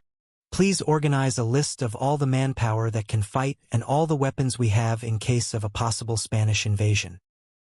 Understood. Vicente. Did you call for me? Check the status of coastal batteries and strengthen coastal guards and surveillance. Now that we've strengthened Florida to that extent, we don't know how the enemy will respond. I will follow your instructions. We've prepared our battle lines enough to fight against enemy invasions. I'm not sure if enemies would actually invade a settlement with tens of thousands of people, but still, we've never experienced an invasion before. Except Vicente. Rusting spears and swords have been resharpened. Lexan shields have been distributed to every household near the coast. We've checked the management status of gunpowder. We continued firearms training with muskets. We've blocked all variables. We've prepared for all possibilities. If they stab us insidiously from behind, we'll block from behind. If they boldly attack from the front, we'll confront them from the front. We guard the left and right before they attempt a flanking maneuver. Whatever that enormous and great empire called Spain does, we've prepared countermeasures. We will never fall. We will repel any attack from them. We will surely survive. Nemo! Good heavens! Walter? Why have you returned so early? Your stay in London hasn't even been a week. The King of Spain is dead. What? Oh, I hurriedly returned home and opened the catalogue. Philip II, 1527 to 1598, known as the Paper King. He was a monarch who achieved the golden age of the Spanish Empire and made significant contributions to establishing Spain as a modern nation-state. Philip II is dead, and as if by magic, news from the Spanish Empire suddenly stopped. I turned to the next page of the catalogue. Philip III, 1578 to 1621. Description. During the reign of Philip III, known as the worst incompetent ruler of the Spanish Empire, the Empire. And, surprisingly, the Spanish Empire fell silent. Ah! Did my father handle all this volume of work alone? Yes. The late king always weighed the paperwork like this to measure his daily workload. Thud. That's how he measured it. Chapter 111. Internal. 2. Philip II's most brilliant achievement was transforming Spain into a centralized and bureaucratized empire. Spain is a country made up of a coalition of various regional powers. Due to this characteristic, various indigenous powers coiled like snakes in different regions, threatening royal authority. It was a situation where no one could be trusted. Therefore, Philip II trusted no one. He maintained the powerful empire and royal authority by lonely tackling the enormous workload head-on. If he didn't weigh the paperwork to be processed in a day, he would work endlessly. He established royal authority while working until his body broke down, enduring gout, diabetes, and other ailments. Marquis of Denia? Yes, Your Majesty. Could you help me handle this together? Of course. And in just a few minutes, that royal authority began to waver. Did the new king give any separate orders? No. There weren't any particular instructions. Wouldn't it be fine if we just proceed among ourselves for now? No, that won't do. Until the late king's time, moving without approval would result in immediate punishment. Let's wait for now. Surely, the new king must have some deep thoughts on this. In fact, there were no such thoughts. The newly appointed royal favorite, the Marquis of Denia, was merely whispering plans like relocating the capital for land speculation into the king's ear. And a temporary administrative vacuum befell the Spanish Empire that had lost its head. The colonial government of New Spain also did nothing for the time being. All offensive plans toward Florida were cancelled, and only operations focusing on defense with existing resources were approved. Like that, peace arrived. Surely, Spain wouldn't stop so easily. They must be plotting some grand conspiracy behind the scenes. No, it's just that Spain's new king is a bit of an idiot. If numerous scholars in Spanish academia until the 21st century couldn't find much room for reevaluation despite their best efforts, he must indeed be an incompetent ruler. But since I can't say that, the reign of Philip III will be like a long quagmire. During his reign, the vast empire will temporarily lose its vigor, and many people will fall into confusion. Nemo has once again prophesied. Hugh Hewitt. Write it down. I'm writing it down. I replaced the explanation like this for now. Being able to skip the persuasion process is very convenient. Anyway, the external threat that was pressing against our skin has disappeared for now. It suddenly became peaceful. The secret society in Florida has already grown vigorously to the point of leaking internal information. Various measures implemented in preparation for a Spanish invasion have also become temporarily unnecessary. Since there are no urgent external matters for now, let's aim for internal stability first. Yes, sounds good. Internal stability. Most of our community consists of refugees, people who have suffered from hunger, displacement, plunder, and war, people whose minds and bodies have been devastated. They even harbor hatred toward each other. There are no visible armed conflicts or full-blown disputes, but tension remains here and there, so it would be good to resolve it on this occasion. For now, we've roughly figured out how to fill their hungry stomachs. Nothing more to fill on the economic side. Speaking of internal stability, something comes to mind. Walter? Please tell me. First of all, residents don't have anything to enjoy or spend time on. As always, if a ruler doesn't provide entertainment to residents, they tend to harbor discontent. Leisure activities. Indeed, medieval peasants were so devout and fanatical because they had no entertainment other than church and faith. If social energy isn't released somewhere, it can leak out in strange ways. Perhaps that's why conflicts between natives have intensified like this. And when it comes to fun, it's definitely that. Isn't it? That? Yes, although there's some risk of injury, there's nothing like football to pursue pleasure while moving the body.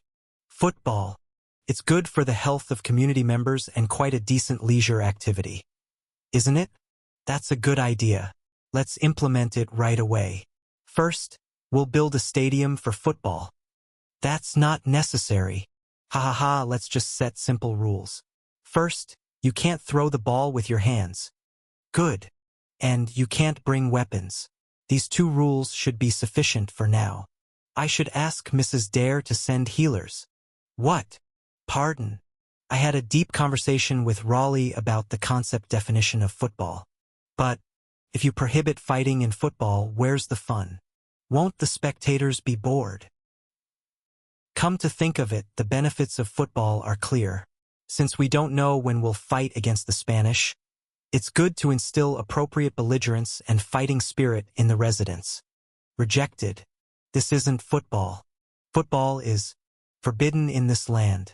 So I left Raleigh behind with a regretful expression as he muttered, and went to seek advice from someone else.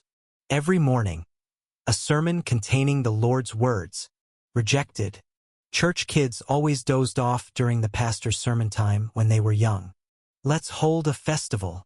Oh, is that a good idea? As the festival gets going, once people chew this mushroom and get excited. Mantio? What's the name of this mushroom? It's nothing special. It's what you might call a hallucinogenic mushroom. Rejected. Calling shamans? Chewing psychedelic mushrooms? Dancing and singing together? Would Christians from Europe collectively foam at the mouth and collapse? Lord Raleigh recommended football? Why did you refuse? The rules only prohibited throwing and weapons. I see the problem. I knew Mr. Hewitt would understand. If you ban weapons, it certainly wouldn't be fun. Again, rejected. These crazy people, that's not football. Sigh. Can't we just keep it simple and modest? For entertainment, what about soccer, basketball, baseball, Sudoku, crossword puzzles, escape room games? While thinking about this, Eleanor raises her hand. I have an opinion. Eleanor? Please speak. What if we let residents decorate their houses? Houses? Yes, come to think of it, until now, The natives have lived simply with just a few pots, a few tools, and nothing else besides their huts. But now they can't live like that anymore. That's right. Until now, everyone has somehow managed to live in huts or temporary tents. But they're all secretly envious of the nicer houses of those who came earlier. So, I grabbed Eleanor's hand. I understand. Thank you, Eleanor. After hearing various strange opinions, my mind suddenly becomes clear. What?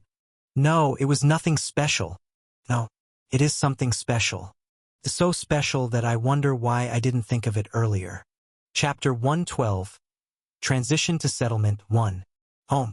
A home is not simply a space for eating, resting, and sleeping. A home is a space where I and my belongings stay. The way each resident lives is fully reflected in its structure. That's why just by looking at the form of a house, you can learn a lot about that society. An entire clan living together in the same house, with no separate rooms and a communal storage? You can tell it's a house built in a clan-centered society, and there's no concept of private property among its members. Each family member, even small children, have their own separate rooms, and it's built with solid, immovable materials. You can easily guess that in this society, each family member is a separate entity and most will lead a settled life. Then how did the indigenous people around here build their houses? First, they gather materials available nearby to build small huts, a large house being about 30 square meters. In other words, there's almost no surplus production or private property. And they don't spend much time at home either.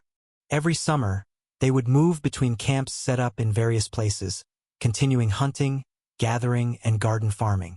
Above all, most of them were slash-and-burn farmers, so they moved elsewhere when the soil fertility declined.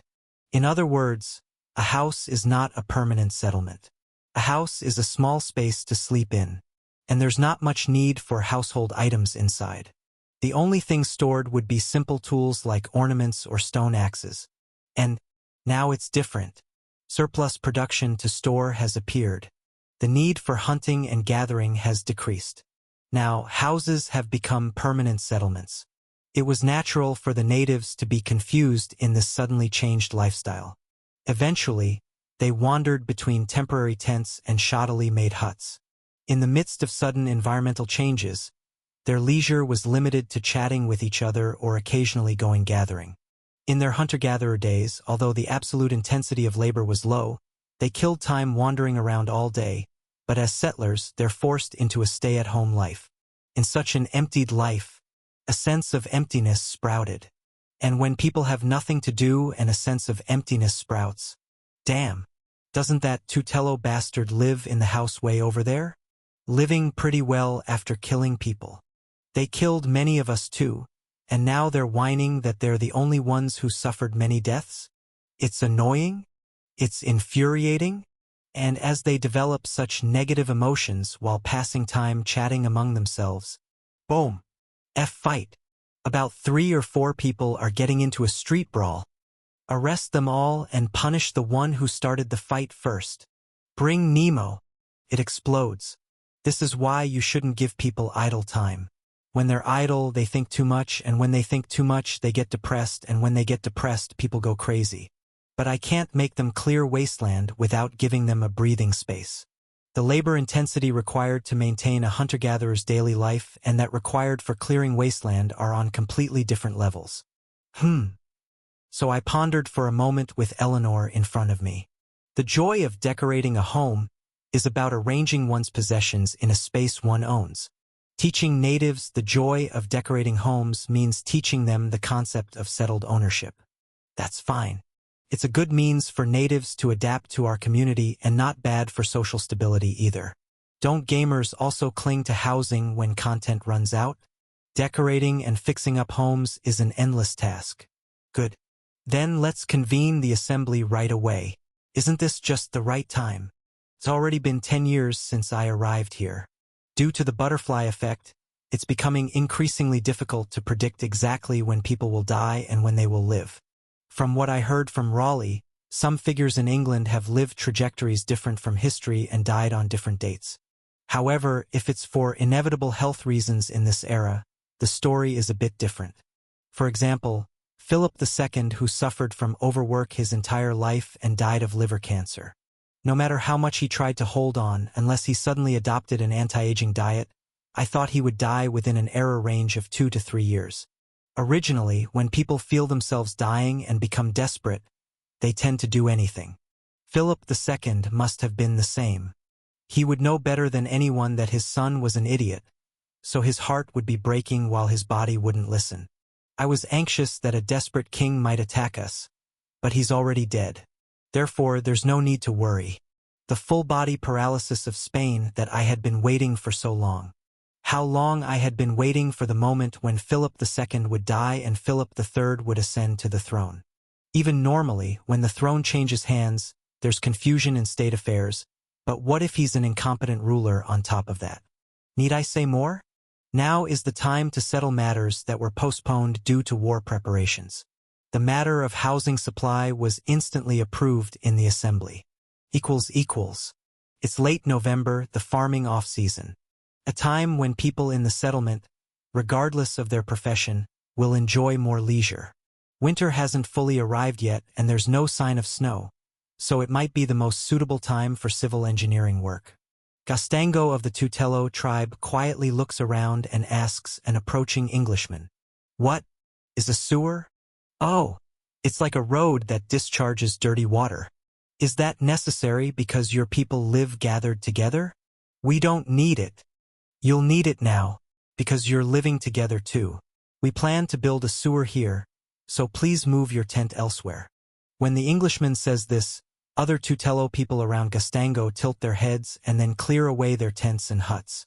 Some casually demolish or abandon the homes that served as their bases. Chapter 113.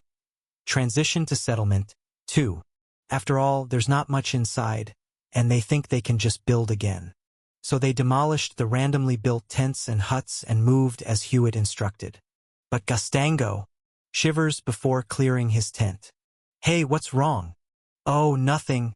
I just feel strange." "What's wrong? There's not much inside, right?" "No. Actually, there's quite a bit. The iron axe and iron plow I received last time, for instance. Those items were his treasures. Thanks to that axe, getting timber became much easier than before, and with the iron knife, processing the meat and skin of game became incredibly easy. It was thanks to doing fieldwork a bit longer than others and hunting foxes here and there. Since acquiring those tools, something feels strange. The timber piled up in his house increased, and as the speed and delicacy of processing game differed from others, the skins to trade for various items also increased. As a result, various belongings increased significantly, making the tent cramped with no place to step, causing many inconveniences. But thanks to that, winters became warmer and better food and fruit were obtained in summer. Routine tasks became incredibly easy, and because of that, although the intensity of work increased, rest time also increased. And this is the tent where those things are gathered. It's just a tent large enough for one person to shelter from rain and wind, stuffed with all sorts of things. See, could someone help me move my belongings? I'll share some shine muscat later." At his words, others lazily get up and start helping Gastango move his belongings. After moving the tent, it became as spacious inside as the space where the shine muscat had been. And a few more days pass. Everyone gather around. This time, some Chesapeake man comes and shouts. As everyone slowly gathers upon hearing the bell, he checks attendance, gives instructions to others behind him, and says, "Everyone needs to move their living places. We can't live in tents forever, can we?" Gastango blinks. "Oh, is that so? It seems fine to live as we are now. Do we really need to go through the trouble of moving? You're saying we have to build houses separately?" "Yes. This was also decided by the assembly. Everyone come out and walk east. There you'll find places marked with lines on the ground." At those words, people start moving again. Soon Gastango sees places with lines drawn on the ground here and there. But are we really building houses here? Are these the boundaries of houses? They're too big? But soon, looking around, Gastango's guess proves correct. There are already houses built to fill those large areas here and there. Houses built by Englishmen, Chesapeake people who came earlier, and so on. They are given as if they were textbooks. The meaning of this situation was clear. Each family chooses one of those squares and builds a house on it. Soon timber is given to Gastango, and very simple tools are placed in his hands. And just like when they moved due to sewer construction, some people stand dazed and confused. But Gastango seemed to roughly know what to build. Those strange houses. Houses with pointed roofs, walls raised with logs or wooden boards. Somehow it felt like he should build such houses. The walls should be painted white and the roof green. As soon as he decided on the exterior, Gastango realized that he had been eyeing those houses. Looking to the side, another person seemed to be building a large hut where shamans or chiefs used to stay, covering the walls with bark and making windows in the walls, something they had never seen before coming here. As some built large houses one by one, those who didn't know what to do unconsciously followed them and built houses too. The handling of tools had naturally become familiar through logging operations and simple tasks with other settlers. So, one by one, not houses that would be full with 2 or 3 people sitting or lying down, but large houses that could accommodate 10 people comfortably were built. Gastango soon realizes, somehow it feels like he'll live in this house for the rest of his life. Thinking about how to decorate which wall inside, and where to place walls, his hands and feet move faster. Having a house makes him want things to fill it. It makes him think about how to fill it. He comes to stay in that house. Like that, the Tutelo tribe becomes a settled tribe. They become Virginians. Equals. Simple sewers are laid everywhere, and new residents are made to build houses. English carpenters supervise and help appropriately. That's it. That's how new houses are gradually supplied to new settlers. Some might say it's too unplanned, or that everyone could just live as they used to. Hoo. Originally, people want to sit when standing and lie down when sitting. And as can be seen from children liking giant robots, palaces, and dinosaurs, humans naturally like big and grand things. Deliberately, like model houses, completed houses were placed here and there near the newly built houses. Houses that rise to a second floor and have areas of 200 square meters, 300 square meters each. Seeing such houses and looking at their household goods that have increased during their settlement life, how could they not build their own houses large? As the size of houses increases, they'll want to put more things in them, right? Like newlyweds who've moved into an empty new house? Then they'll start moving on their own from that point. I'll divide and distribute land to everyone, so they'll somehow cultivate their fields while learning farming. If everyone is busy with their own work, they'll have far fewer idle thoughts than when they're just sitting around doing nothing. As they escape from the previous state of having too much time and not knowing what to do, they gradually become settlers, farming on the land they'll each receive, and adapting to life in our community. And, well, that's how our community grows again. And when the community grows, there's much more we can do. Well, that's a discussion for later. In Games 2, housing is the final content. Since natives don't have much to do yet, I plan to add various additional content. There must be something better. Paulo, who had finished building his house, went to a nearby church building and met Vicente. Ah, that African from before. Nice to meet you. Ah, yes. Have you finished building your house? Looking at your hands, it seems you've worked hard. Ah, haha. Yes, I finished. He suppressed the urge to say that he hadn't been able to meet his companions for several days because of it. Then Vicente said, "Then since you've completed your house, you'll soon receive land. Congratulations." Land? Haven't you heard? This won't do. The newly cleared land is first distributed to those who have finished building their houses. About 50 hectares. How much is that? Ah, you don't know? Well, it's that much. At those words, Paulo blinked for a moment, spread both hands, and folded and unfolded his fingers. Then, with trembling hands, he calculated. So, 50 hectares is... How much did you say? I'll tell you again. So Paulo heard it again and... his conviction began to seriously waver. Chapter 114. Conversion 1. Paulo Ramirez, the spy, ambitiously infiltrated into Virginia from Spanish Nueva España. As a devout Catholic and a mercenary with loyalty to the Spanish Empire. What do you mean by his arm? What is it? What is it? He had been locked up in his house, terrified, for months. My goodness, for 3 months?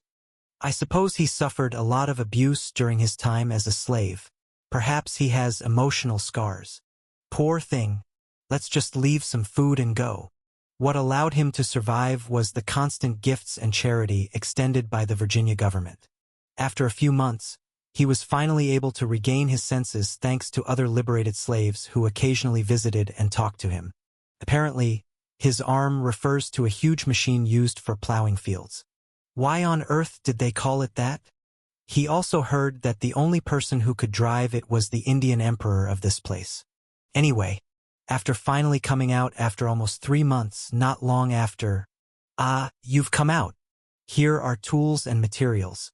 You can use these to build a house. Build? A house? Whose? Obviously the house that you, Paulo Ramirez, will live in.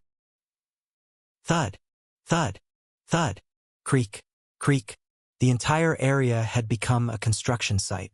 So after somehow following others and building a house, they're giving out land and 50 hectares at that? And 50 hectares is 1, 2, 3. His loyalty to Spain began to waver. His hands trembled uncontrollably. Becoming a landowner had been his lifelong goal, and it seemed he would achieve that dream soon, if he just stayed put. Yet, there was only one reason he didn't betray Spain. No, I can't. If I stay here, I'll go to hell. His last pride as a Catholic. At first, he attended a church at the urging of the settlers, but Nemo descended to earth for us, and he is the model for humanity. Praise our Lord Jesus Christ who sent him. Lord. Nemo. Shockingly, they were worshipping some angel. So, who is this Nemo? He is the eternal leader of this place. Moreover, this self-proclaimed, widely acknowledged angel is the Indian emperor of this place. I need to get out of here. If he stays here any longer, he's bound for hell.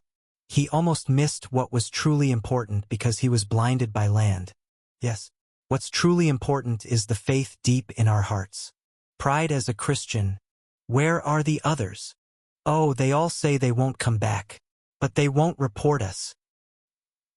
Which apparently the other spies didn't have. You all, do you want to go to hell? Don't you know you'll go to hell if you're bewitched by a heretical group? After barely managing to drag them out by their collars and matching numbers again, morale was at rock bottom, and there wasn't much they could do. The authorities expected this colony's population to be around 5,000. But the current population here exceeds 50,000. 10 times. Just recognizing that overwhelming number crushed his morale. Is that what they call a tractor? Yes. If you put fuel in it, it plows the field by itself. And that, they call it a cultivator.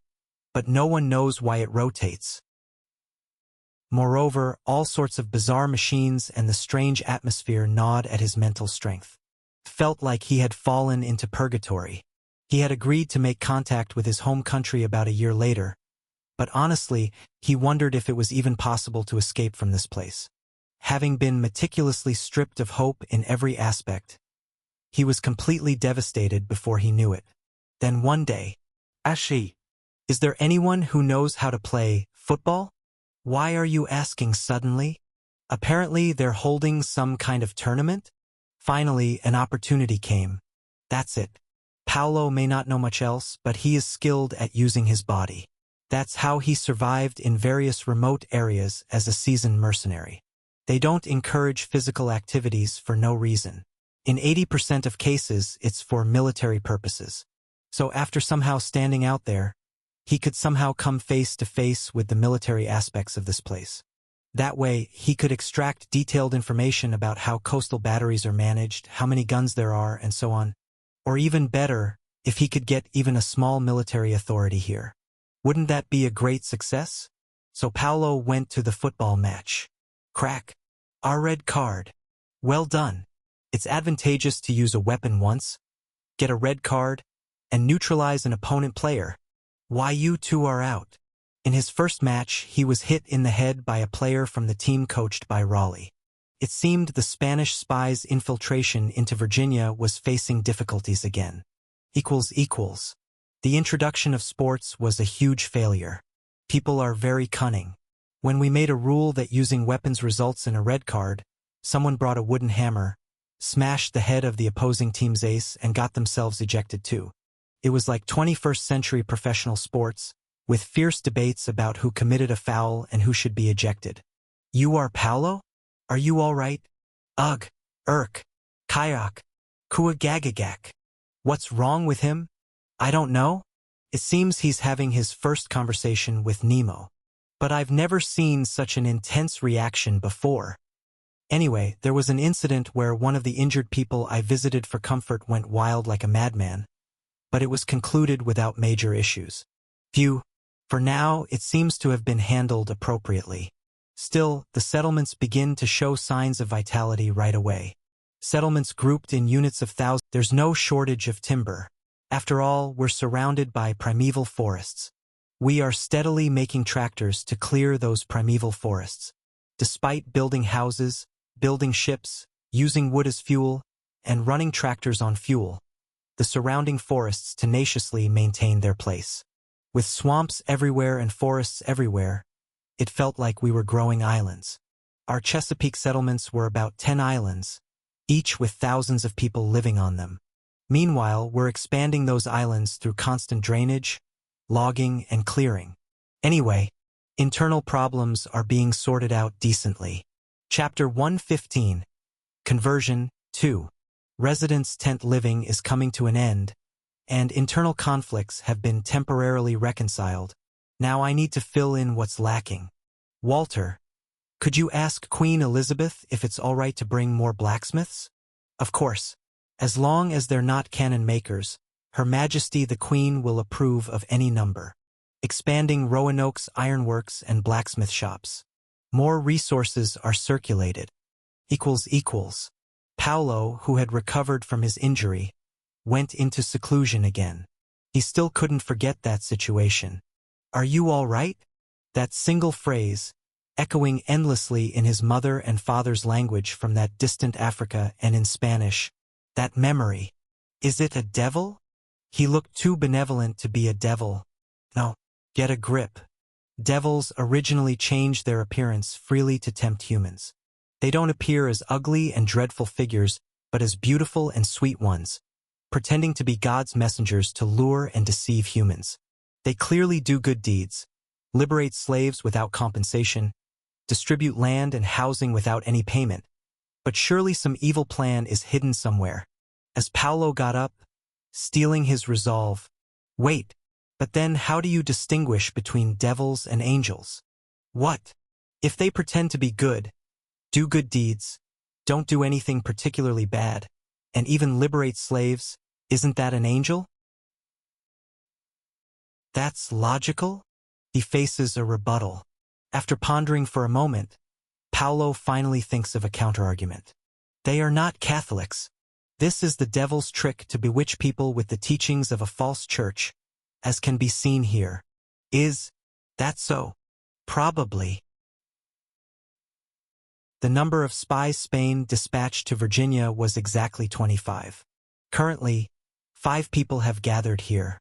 It's obvious what the remaining 20 are thinking, but even the 5 gathered here are wavering like this. Paolo was also beginning to realize that something was going wrong when, knock knock. What is it? Slam. Is Paolo Ramirez here? The one who hurt his head in the football match. I'm here. Nemo was worried and sent gifts. Please accept them. The items he received in confusion were Shine Muscat grapes, cast iron pots and various equipment, various furniture, and alum, a small piece of aluminum. Take the aluminum to Raleigh later to exchange it for other items. Slam. The door closed again. Silence fell. And so the last remaining Spanish spies converted to the Nemo faction. It wasn't just them.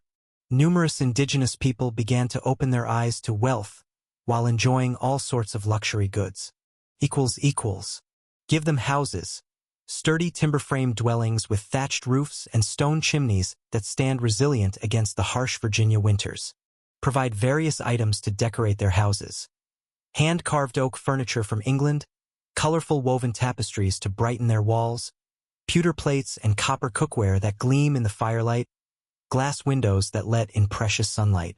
For now, the residents' economic difficulties have been resolved, creating an atmosphere of cautious prosperity throughout the settlement. It was thanks to actively moving English merchants who seized the opportunity to transport resources while there was no threat from Spain's naval forces. These enterprising traders, with their swift caravels and sturdy galleons, established regular shipping routes between Bristol, London, and Jamestown, ensuring a steady flow of goods and materials despite the treacherous Atlantic crossing.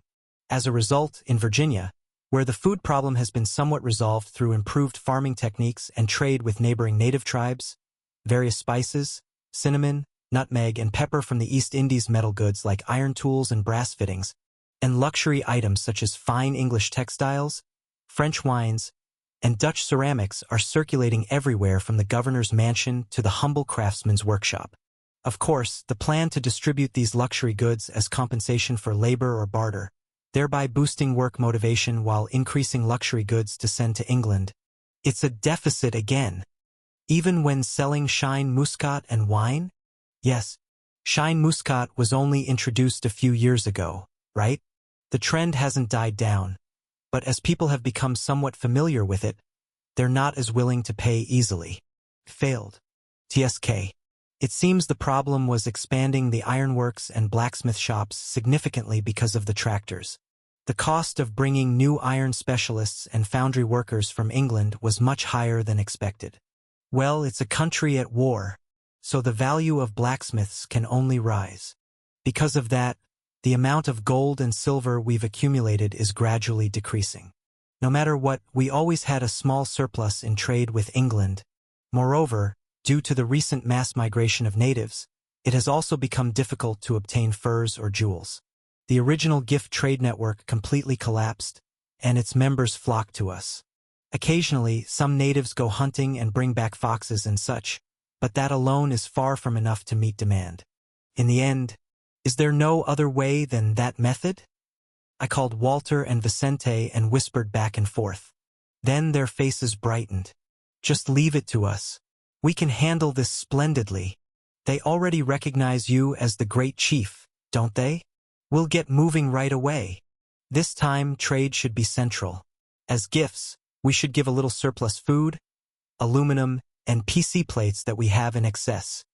Of course, while England's early North American colonies had populations of hundreds, most of France's early North American settlements had only about 10 people. When establishing colonies, the English separated themselves from the natives and built fences, while the French were deeply entwined with the natives. Quite a significant difference. And that difference stemmed from the different purposes for which the two countries managed colonies. The English developed colonies to release their overflowing population and solve food burdens. That's why they needed large farms and residential districts. But the French were different. They wanted to trade in luxury goods like fur. That's why they only needed small trading posts. So while English colonies grew larger and expanded, French colonies moved in the direction of generating large profits with a small scale. What we're trying to do now is, in other words, Nemo. We'll be back. We will definitely plant Virginia's flag in that land called Canada. That's not necessary. Just return safely. French-style development. Chapter 116. The Race 1. It's been a while since I've sailed the Nautilus this far. The last time I headed north with the Enterprise was primarily to test the performance of our first clipper ship. And we confirmed then that clippers were terrible for moving along the coast or sailing against the wind. For that reason, after excluding the Enterprise, the Voyager, and our newly built clipper, the Defiant, from this voyage, what remained was the Nautilus. Vicente strokes the ship's railing with an expression like someone returning to their homeland after a long time. Ah, this feels so familiar. Yes, how many times have I wandered these coasts aboard this ship? It's a vessel filled with so many memories. Raleigh was about to ask if those memories included trying to kill Nemo, but stopped. Vicente's eyes were too full of emotion.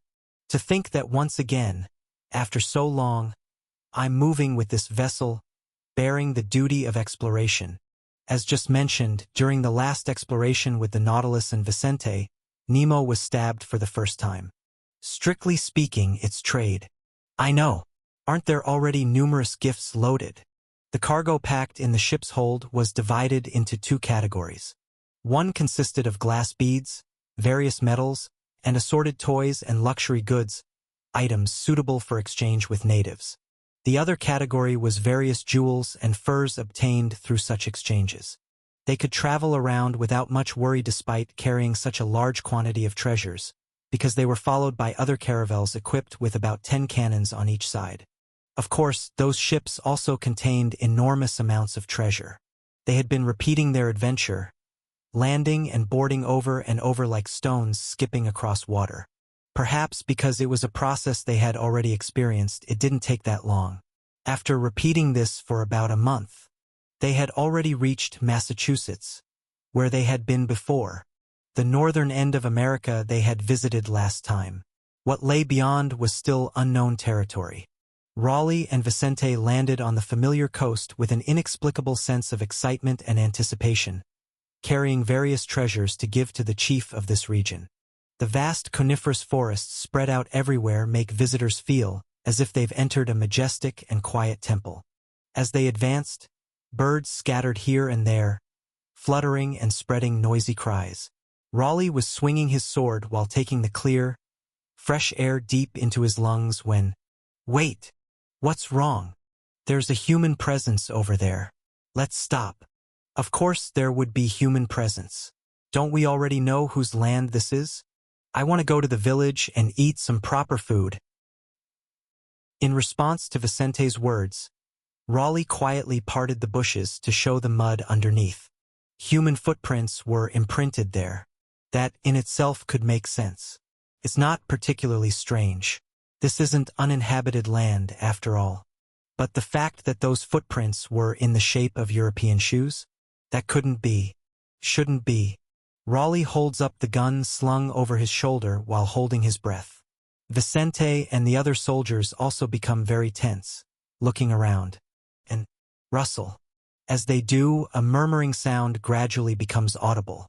Soon that murmuring becomes the sound of conversation. "We don't do that trade thing with others. Go see our great chief." Så lad os bytte denne perle med den pels. "I have no idea what you're saying. We have no more furs to give you. Lord." Det her giver ikke mening. Along with the familiar voice of the chief, Vicente hears voices speaking in an unfamiliar language. Even before Vicente could ask what language that was, "They're Danes," Raleigh mutters, squinting his eyes. At those words, everyone raises their guns and grips their sword hilts. Of course, Denmark is a Protestant country like England. Relations between the two countries are not that bad either. But if they are here, that's a different story. Raleigh signals the others to wait, then advances alone through the bushes and shouts, "This is the land of the native emperor." At that, blades flash from all around. Raleigh raises both hands and says, "And you have not made a treaty with the emperor." Then Vicente and others appear from among the bushes, their blades glinting. When they see that the English outnumber them, the surprised Danes step back. "Kedger? Traktat." When one of the Danes mutters, Raleigh nods. "That's right. That's why they're refusing to trade." "I see you understand English?" The Danes whisper among themselves and then send one person forward who says, "Why yes, English good. My name is Jannik. You are?" "Walter Raleigh." "Lord Raleigh? Now Baron of Roanoke." Upon hearing that name, the wariness immediately drains from the Danes' faces. They put away the swords they had drawn and bow to Raleigh. Be Baron of Roanoke. Then what should we? Go back. As allies of the Emperor who rules this region, we will prevent your coercion even by force if necessary. Next time, unfortunately, you won't be able to come without the permission of His Majesty the Emperor, the Protector of Virginia. At those words, the Danes' expressions harden, and they look around as if contemplating something. But no matter how they looked at it, their numerical disadvantage was too obvious. Seeing that the natives were now standing beside Raleigh, his words didn't seem to be lies. They all turn around with a sigh. Only after confirming that they had completely disappeared from sight did Raleigh relax his guard and turn to the chief. Usamaquin, you've returned. Yes, we have plenty of fur to give you. Welcome back. After us were they, the first. To Raleigh, who asked with a stiff face, Usamaquin, the chief of the Wampanoag Confederation, replied, No. Some people called French or whatever came. What did you tell them? What did you say? Naturally, I responded as you told me to. I showed them the crown and scepter, and said I was a subject of someone called Nemo. Is there a problem? No, it's not that. Chapter 117. The Race, 2. As Raleigh turns his head with a face drained of blood, Vicente and the other sailors also hurriedly gather their belongings. Let's just finish the gift exchange and go. We need to report right away. As he said, they rushed like madmen, got back on the ship and canceled all future voyage plans. They had to return to Virginia immediately. Returning in less than a few weeks, they immediately reported to their noble master. And their noble, great, and always benevolent ruler said, "Oh, damn. .. Today was another peaceful day. Nemo. Achelu. Nice to meet you, haha. My workload, which was already slowly decreasing after the tractor development, has drastically reduced. Now all I have to do is ride around on an excavator all day, cutting down and moving trees. Then in just one day, enough land for dozens of people to farm and live on is created. As agricultural land and farming concerns are slowly resolved this way, the world becomes truly beautiful. The spring days of the 16th century are so dazzling. Nemo. Yes, Walter. This is serious. Who would have thought they would covet the New World so early, right? According to original history, it was still far off. The establishment of permanent French settlements was originally, when Philip II died. Exactly 10 years. Is it already 1599? Just before the end of the 16th century? And there's only 9 years left. The Huguenot Wars have ended. And literally, a permanent settlement was established in 1608. Temporary settlements appeared and disappeared much earlier. Right now, it's exactly May 1599. When did France try to establish a trading post in Quebec but fail? Huff. We can't establish a trading post here. Let's return to our country for now. We'll continue searching and then return. When did Basque fishermen settle in Shella Bay? Hey you. How about we just settle in this area? Come on. How could we? Let's look around and think about it. Right after that, as sufficiently Europeans could come. I can feel cold sweat running down my back. Another European colony. Another threat. More than anything else, they mustn't find out the situation here. More Europeans shouldn't come here. I must stop them somehow. See catalog. If I look at the catalog, flip. The current king of Denmark is Christian IV, who led mercantilism and naval power enhancement. An ambitious king who attempted to colonize Ceylon Island in India in 1618 and Greenland in 1619. The political situation isn't particularly unstable either. And France is the same, just recovering stability after the Huguenot Wars ended. Come to think of it, they sent an expedition last time too. The Netherlands hasn't even properly gained independence from Spain yet. But in 1602 they established the East India Company and sent expeditions to North America. Wow, 1602. In 3 years. What would those people think seeing Elizabeth earning an insane level of profit from North American colonies?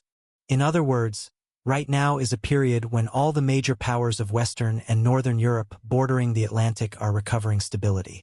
Even the small Italian city-states, which are gradually becoming insignificant around now, will start attempting to establish colonies in America. Just then, Philip II dies. Just then, Philip II died. According to original history, Annemo? I unconsciously put my hands together in prayer. Oh God, Tage, thank you. A close call. Worrying about Spain invading, stupidly looking only forward, I almost got hit from behind. It's a bit strange to say, but America is now a famous culinary hotspot. Shine muscat, aluminum, and the furs exported like crazy from this area must have contributed. That is, thanks to me.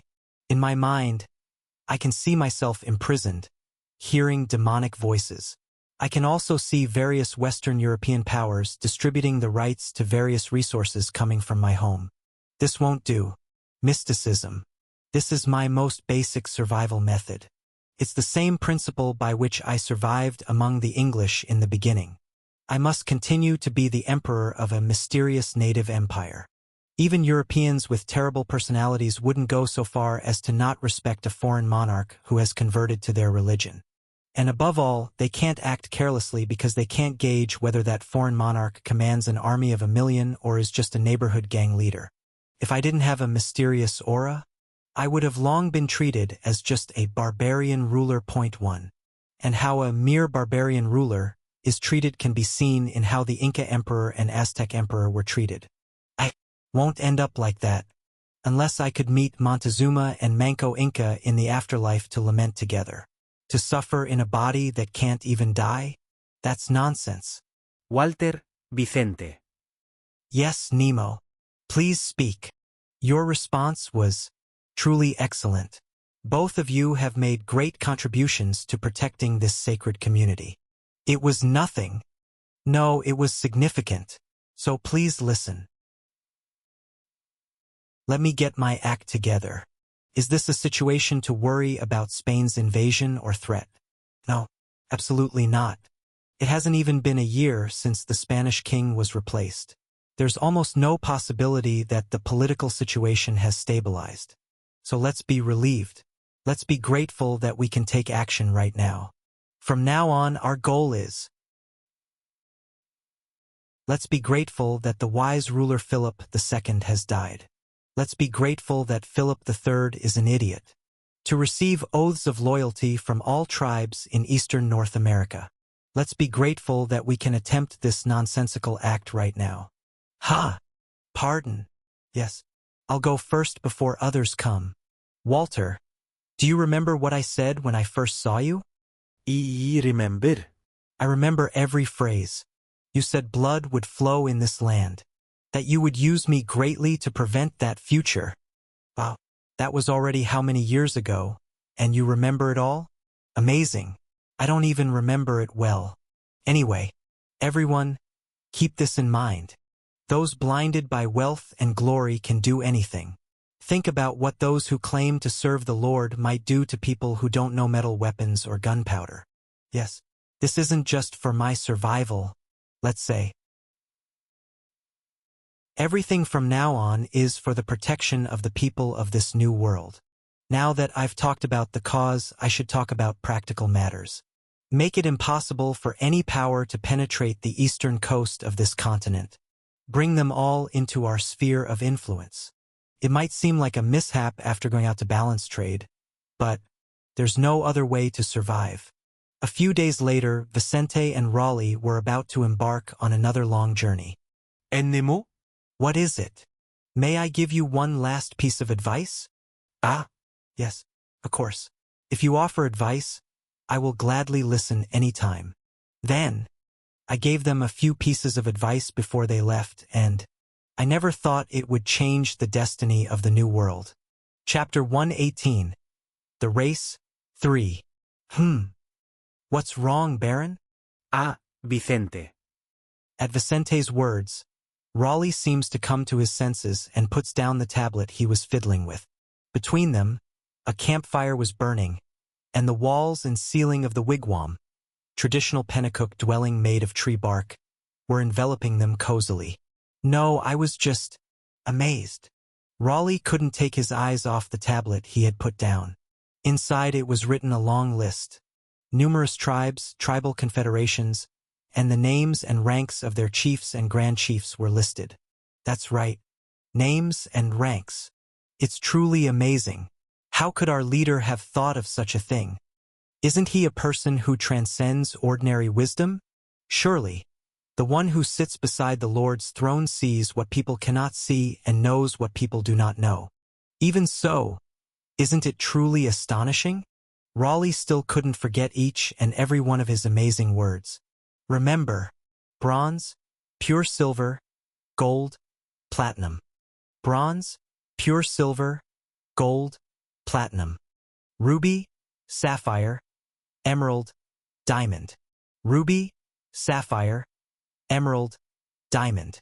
After listing the names of various precious metals and gems, he said, "This will become the designation attached after the tribe's name from now on. Those who have made the Lord's authority flourish in this land will receive a higher name, and those who have served this holy community will receive a higher name." With his wisdom, he wondered what use it would be. Seemed beautiful but just a name. But as soon as they put his wisdom into practice, a miracle happened. Many people entrusted themselves to the holy and blessed Virginia community, offering gifts. And those many people brought more people into the community, making them participate in new gift exchanges. Raleigh looked at Vicente and said, "This is like a parable from the Bible." Well, that's right. So many tribes voluntarily submitting themselves. As Raleigh and Vicente were conversing, a young man who had recently become the Grand Chief of this place enters the wigwam. "You've waited long. I apologize for the inconvenience to our guests. There were tribal matters that needed to be resolved." "Not at all, Grand Chief. For us, it's an honor to be invited like this." At Raleigh's words, Grand Chief Nainpashmet opens his mouth. "So, what exactly is this proposal of yours?" At those words, Raleigh and Vicente swallow hard and slowly, open their mouths. "You are very fortunate. If you start now, this tribe can start right away at the gold rank. Yes, and if you bring in other tribes, it won't be long before you can easily upgrade to the ruby rank." That's right. They were in the process of attempting the world's first multi-level marketing. Say, this isn't what Mom is doing is multi-level. Network marketing? I'm telling you it's not that either. Originally it was called network marketing, but because there are so many low-quality and trashy scammers in the industry, our company doesn't use that term anymore. Really, it's not that illegal multi-level scheme. I'm telling you. So from now on, please call it by its proper name, business referral marketing. That's right. Issei's mom. This is truly a good business model. If someone isn't greedy, they just buy and use their own products, and the commission comes back to them. Companies save on marketing costs. Customers use good products at a cheap price. And no, you can't make money from that. Nemo? What's wrong? Nothing, Eleanor. Bad memories came to mind. Mom, please, don't buy strange things like shampoo. It's not cheap and it's not good quality, so why are you stockpiling it?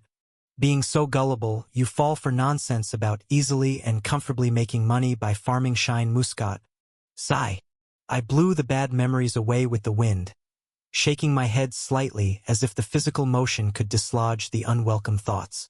Some people suffer from trauma, some people are consumed by trauma. I'd heard that somewhere before, and it resonated deeply. I consumed trauma, turned it into fuel, into motivation, into a twisted form of knowledge. If I can't avoid multi-level marketing, I might as well become multi-level marketing itself. Transform the very thing that caused my pain into a tool under my control. Multi-level sales, network marketing, business referral transactions. Whatever you call it, the essence is the same. A rose by any other name would smell as sweet, or in this case, as suspicious. A proposes to B to try and sell this product, making a business referral. The friendly smile, the casual coffee meeting that turns into a pitch. B accepts it, and B proposes the same to C and D. C proposes to E, F, and G, forming a network. The web spreads, each person reaching out to friends and family, stretching the connections thin. And so, as the proposer takes a portion of the profit from those they introduced, a pyramid-like marketing with multiple levels is formed.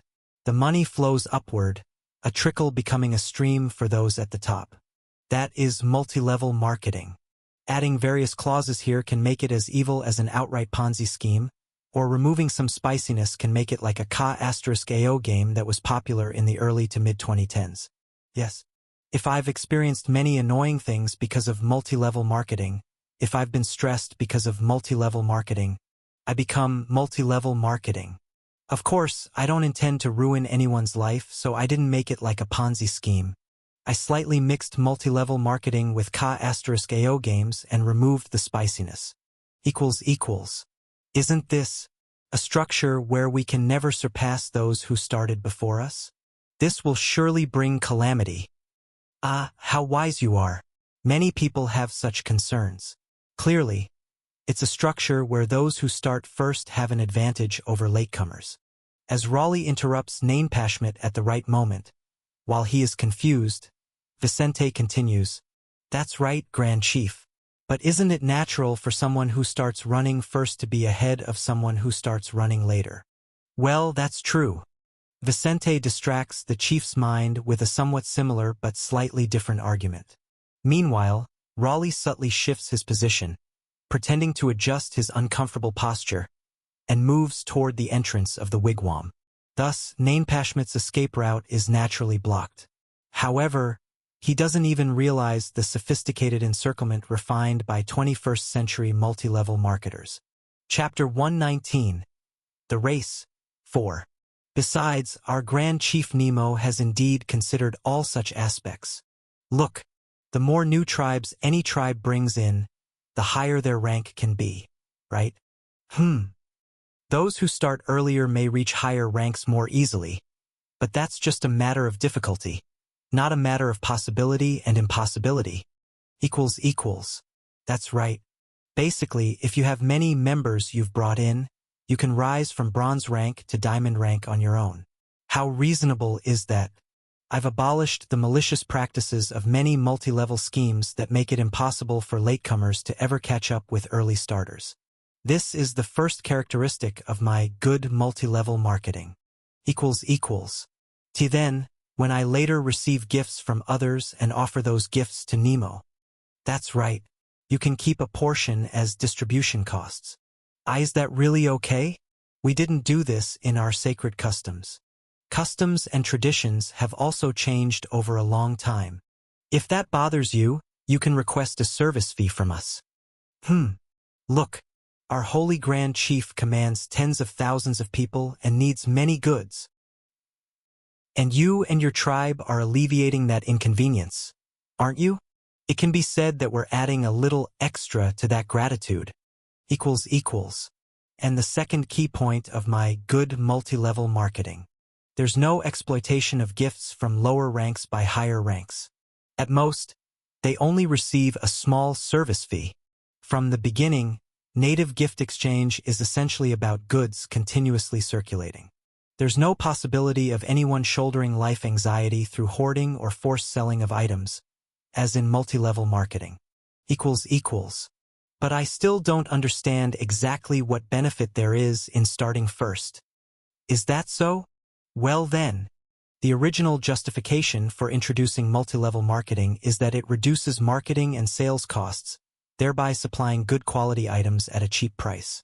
But in this era, the concept of marketing doesn't properly exist yet. Naturally, Vicente and Raleigh cannot use marketing cost reduction as a justification for persuasion. They also can't emphasize the aspect of a distribution method that earns income through consumption. In the first place, they're not buying and selling items but exchanging them. Therefore, if you join now, We'll give you these glass beads for free first. And my goodness, how can they be so beautiful? Be careful. They're as fragile as shell beads. Here, the concept of a bait product appears. As your rank increases, you'll be able to receive such special gifts more frequently. Also, for tribes of platinum rank or higher, such excellent. Russell. Iron axes will also be provided. See this? Isn't this what you were using to cut trees earlier? My goodness. Seeing it up close, its sharpness is incomparable to stone axes. The efficiency of logging operations with this will also be incomparable to stone axes. And, though it's not a usage method we recommend, when cutting the necks of enemies too. Amazing. Truly amazing. Equals. The more members you bring in, the more special gifts you can receive. And as the number of introduced members accumulates, the rank of gifts also rises further. And all of this equals. You must start right now. Slightly surprised by Raleigh's exclamation, Nain Pashmit flinches. Right now? The Wampanoag Confederation is probably already moving quickly. Their subordinate tribes are likely rapidly going through the registration process. What? Are you saying they've already participated? A long time ago, to be precise. I think they're already close to diamond rank. I'll do it. I can't fall behind them. Equals. You must start right now. Otherwise, you'll lose out. That urgency will tighten around people chewy tightly. Isn't that the charm of multi-level marketing? Not a Ponzi scheme. Our multi-level marketing is truly good multi-level marketing. Anyway, that's how it is. Equals. Try recommending it to hostile tribes around you or to tribes with whom you've had good relations. Treasures of a kind you couldn't even imagine and all sorts of beneficial goods will pour in. Thanks to you, I've obtained truly good treasures. Walter Vicente, I won't forget my friendship with you. Ha. Thank you, Grand Chief. We'll work even harder to bring you more treasures. For Virginia. For Nemo. Ha. Ha. Regardless of what Nemo himself thought, the Pennacook tribe, the Pennacook Confederation, whatever they were called, their Grand Chief was completely co-opted by Virginia. What did he say to warn when other Europeans come? Never hand over furs or other resources. Cannot allow settlement in this land. This is the land of the great emperor. Excellent. After shaking hands, attending welcome banquets, and completing PR by distributing various gifts to tribe members, the two returned to the Nautilus. Phew. Now we can go north again. Indeed. Let's see how favorable other unfamiliar tribes will be to this multi-level marketing. Didn't he say this method would be effective? They'll surely be favorable. So the fleet led by Raleigh and Vicente headed north. Their goal was to contact and co-opt tribes near the Great Lakes and the Labrador Peninsula. By doing so, they could block more than 90% of European penetration. And we are already Nemo's subjects. A winged person holding a spiked club? Are you Virginians? Already Nemo's subjects? How is that possible? Well, the nearby tribes kept recommending something, and when we accepted, they brought all sorts of strange items. Isn't that what we were told to say? The Kawasuk tribe. Nemo? Virginia? If it's that, we've already heard about it from the Kawasuk tribe. By the way, is it true that our rank increases if we report gathering other tribes? Here, we've already co-opted several tribes from the Arosaguntakuk area. The Kennebec tribe. If we join twice, do we get gifts twice? The Penobscot tribe. Walter Raleigh and Vicente Gonzalez looked at each other, breaking out in cold sweat. Why? The exact question Raleigh was about to ask was, why are places we've never been to already our territory? And Vicente couldn't give an answer to that, except he could only say it was the power of network marketing. Chapter 120. The Race. 5. Henry IV, King of France and Navarre. A possessor of flexible thinking who changed his faith like changing shoes in order to become King of France. Once he declared, "I am Catholic," and seemed to be somewhat winning the civil war. The papacy, while grinding their teeth, cancelled his excommunication and recognized him as the true king of France. The Spanish also signed a peace treaty and gradually withdrew their troops from his territory, although pro-Spanish factions still remained and operated secretly throughout society. For now, the war within France had ended. At last, he had become the one and only monarch of the French land and its people. Henry IV, by the grace of God, King of France and Navarre. The corners of Henry IV's mouth lifted into an arc. He looked at the courtyard of the Palace of Fontainebleau where he stood. "I should decorate this place to my taste. I'll build pavilions to the west and completely rebuild the east. I will build a magnificent and elegant garden, establish canals, and create ponds where all kinds of fish frolic. This is my palace. Mine. My kingdom." As his thoughts reached that point, Henry IV's smile slightly cracked. It was because he remembered the fact that rebels were stirring everywhere and people he needed to be wary of were all around. He had to take good care of his Protestant comrades who had followed him until now, though he had stabbed them in the back. He also had to somehow embrace the Catholics who newly came to serve him.